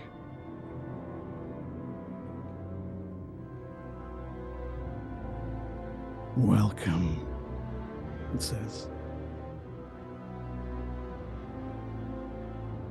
You recognize the voice. You have heard it before. In Nibene, when you stood before a statue of the Shadow King and conferred with him.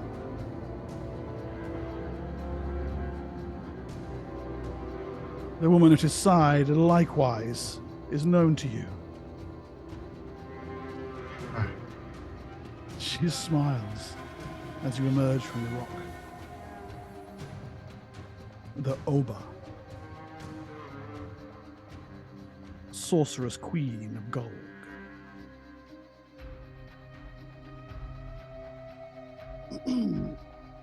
The others you have not seen before, but it does not take geniuses to guess who these must be. And geniuses we are not. Surely, this is none other than Tektuktitle, the master of twin moons, sorcerer king of Draj.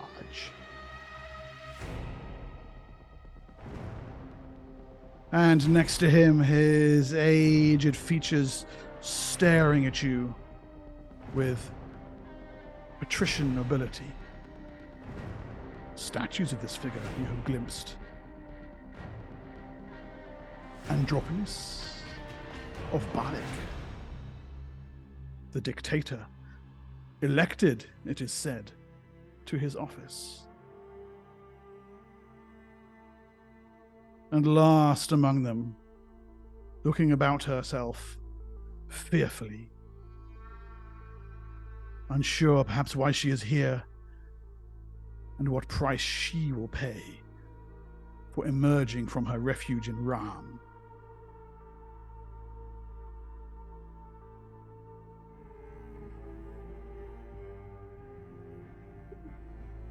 The sorceress queen of that ancient and fabled city.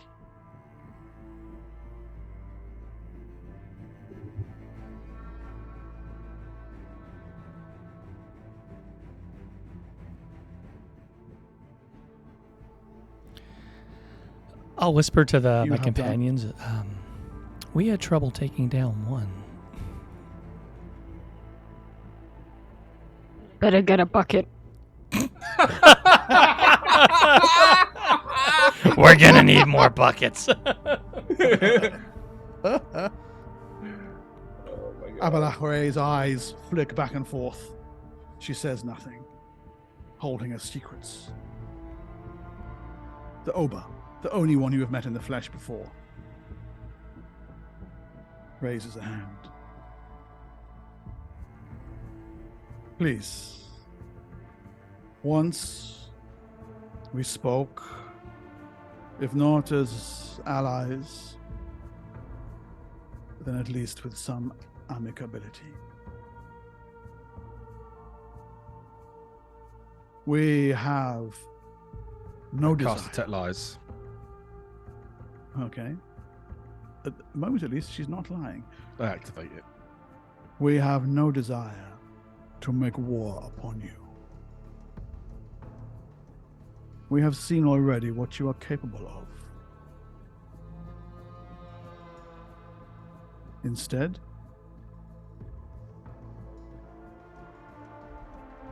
we would know why you come.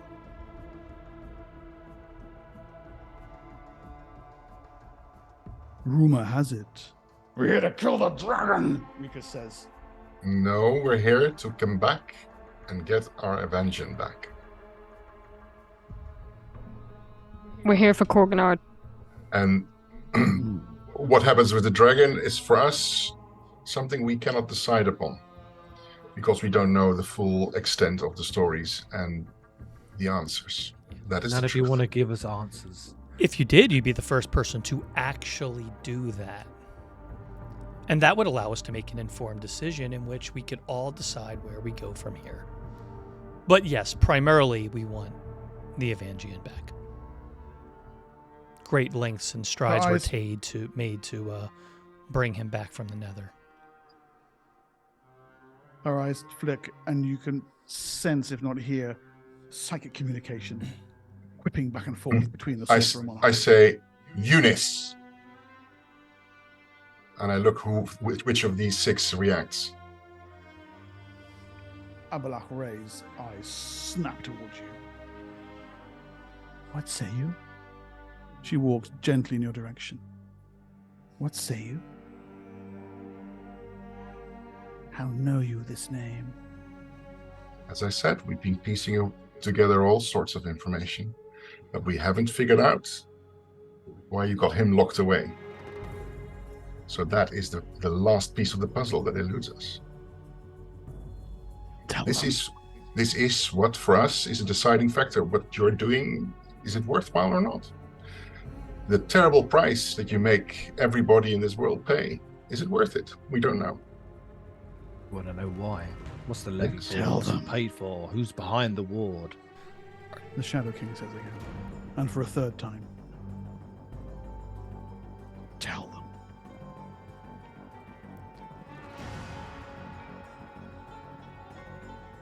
Thanks for putting in that piece of the puzzle, actually, Eunice. I need to write that down. Abalach, thank you very much. I was still out on that one. Thank you. I'm assuming, looking around, I don't see any flora or fauna, anything beyond just death. Famous lava plants of lava buildings. Well, that's the thing, is Lava there plants are are better plants than- that live in that type of environment, so that's why I'm like, is there anything? There's a few hardy little growths here and there. Hardy is in like been around for a while, or just they're managing to Yes. survive?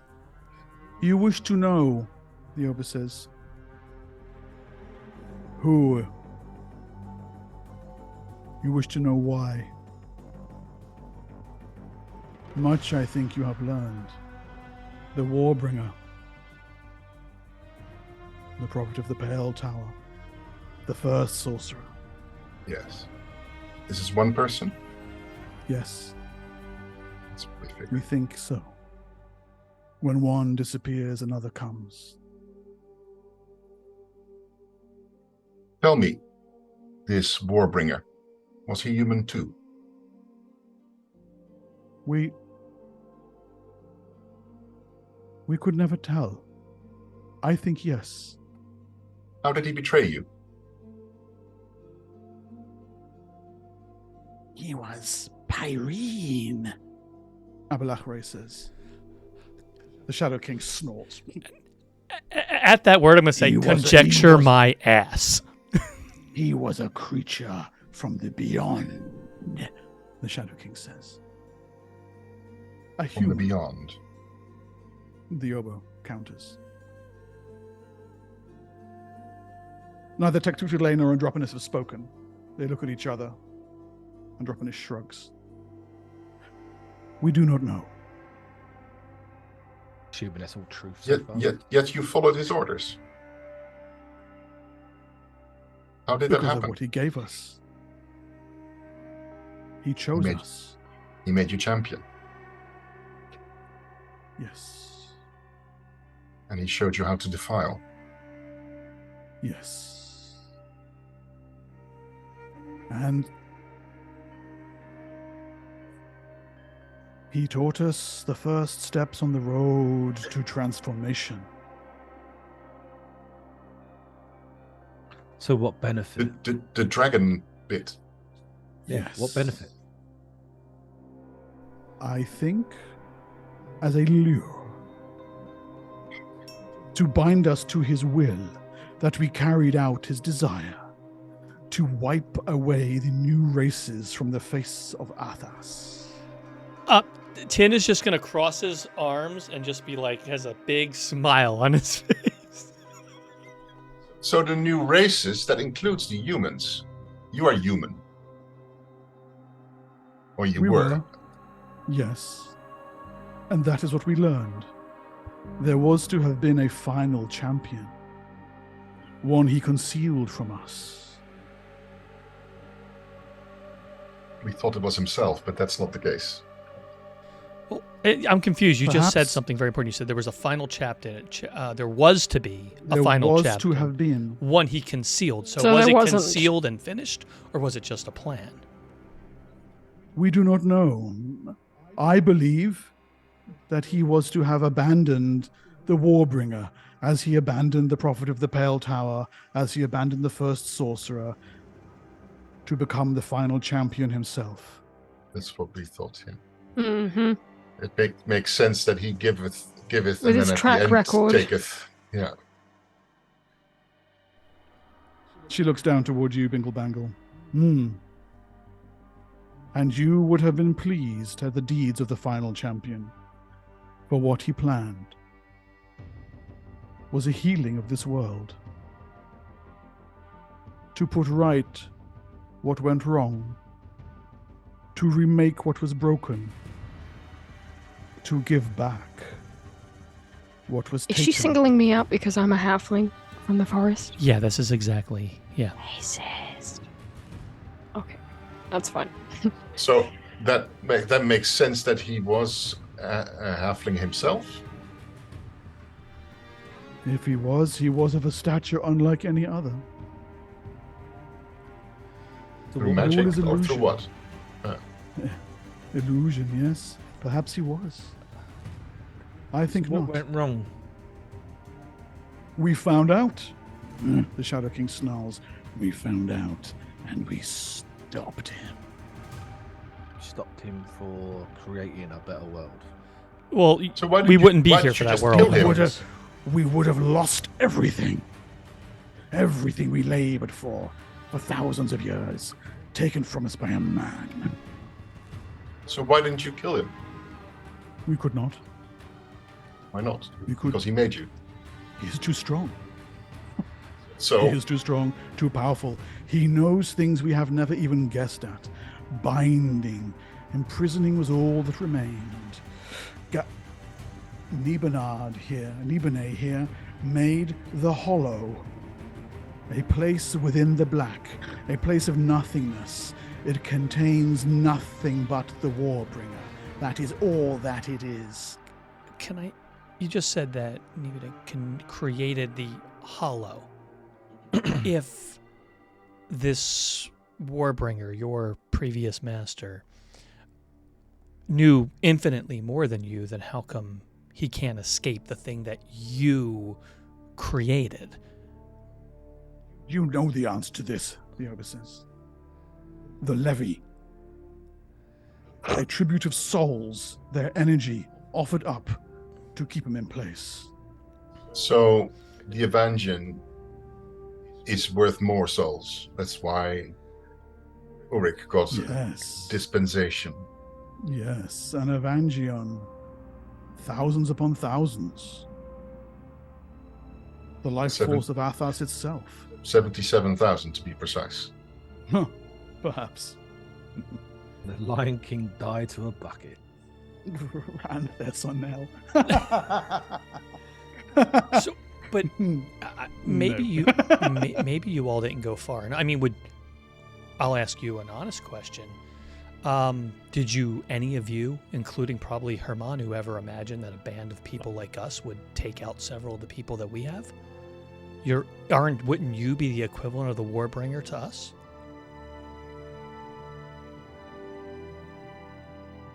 Athas changes. That is the one true constant. But did you not buy yourself enough time to become more powerful than he was together? You've been waiting your game for thousands of years. The problem, I think, is that they're speaking true. Athas changed. The problem is they didn't. We are trapped. To advance is to invite the rage. What rage? The rage that comes with the final stages of transformation, the Shadow King says. Oh, so You this know- was what Karlach was afraid of. You know the legends, hmm? The first stories of the dragon are stories of destruction and devastation. True. He became a monster, and centuries went by before sanity returned. We Sorry. are trapped. We cannot go back. We dare not go forward. We must pay the levy. Why can't you And work why together to stabilize the mind of the person that... Surely if you together can stabilize one mind. When you see him, you will know. When he comes for you, you will know. The dragon cannot be stopped. It is the only thing powerful enough to maintain the wards. The only thing powerful enough to maintain this fragile prison that we call Athas. This is all true But so far. this thing is There's not been a word of lie said so far. They are well beyond that now. this thing is a ticking time bomb, because I've read Karlach's records on this. It's not going to hold. It's I made the unsustainable. calculations. It's not sustainable. You'll run out of So lives far before anything. You're not going to have, unless you start to churn out a factory of people to become a bunch of Evangians, then... Well, they have been trying to do this, exactly this, and they haven't succeeded. And their own infighting has also not helped them along, I would say. Well, that's why I brought up the point of working together to help stabilize the minds. They're all against each other so often that they don't know that working together would actually have helped them control this. They all were probably... Were you here when the dragon supposedly lost its mind? We barricaded ourselves into our cities and prayed to the deaf gods for salvation. So instead of, in that moment, working together, you each were more concerned with your individual health. What happened to the gods anyway? They left us, the Shadow King says. When did they leave you? There never were any, the Oba says. It was always lies. Adna listens to us still, Ablachre says. If you would but pray to him in your hearts, he would answer you as he has answered me. Interesting. And again, Matthias, they each believe it, and none know the truth. And then comes a cry. A sound like 1,000 trumpets braying and breaking. A cracked, horrid roar that rises out of the city at the heart of the Ring of Fire.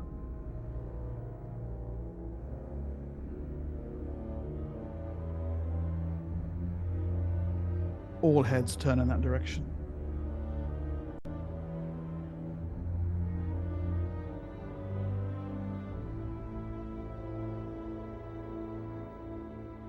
And almost as one,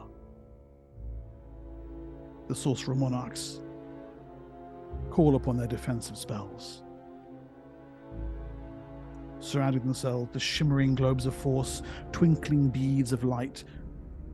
Androponis' skin becomes like iron. A shadow falls across the heart of the city as something rises out of it. Now you will see, Ibane says. Now he comes. You don't seem too confident yourselves. Next week, we will discover why. As there we leave you, standing within the Valley of Dust and Fire at long last, in sight of Ordraxa and its dragon.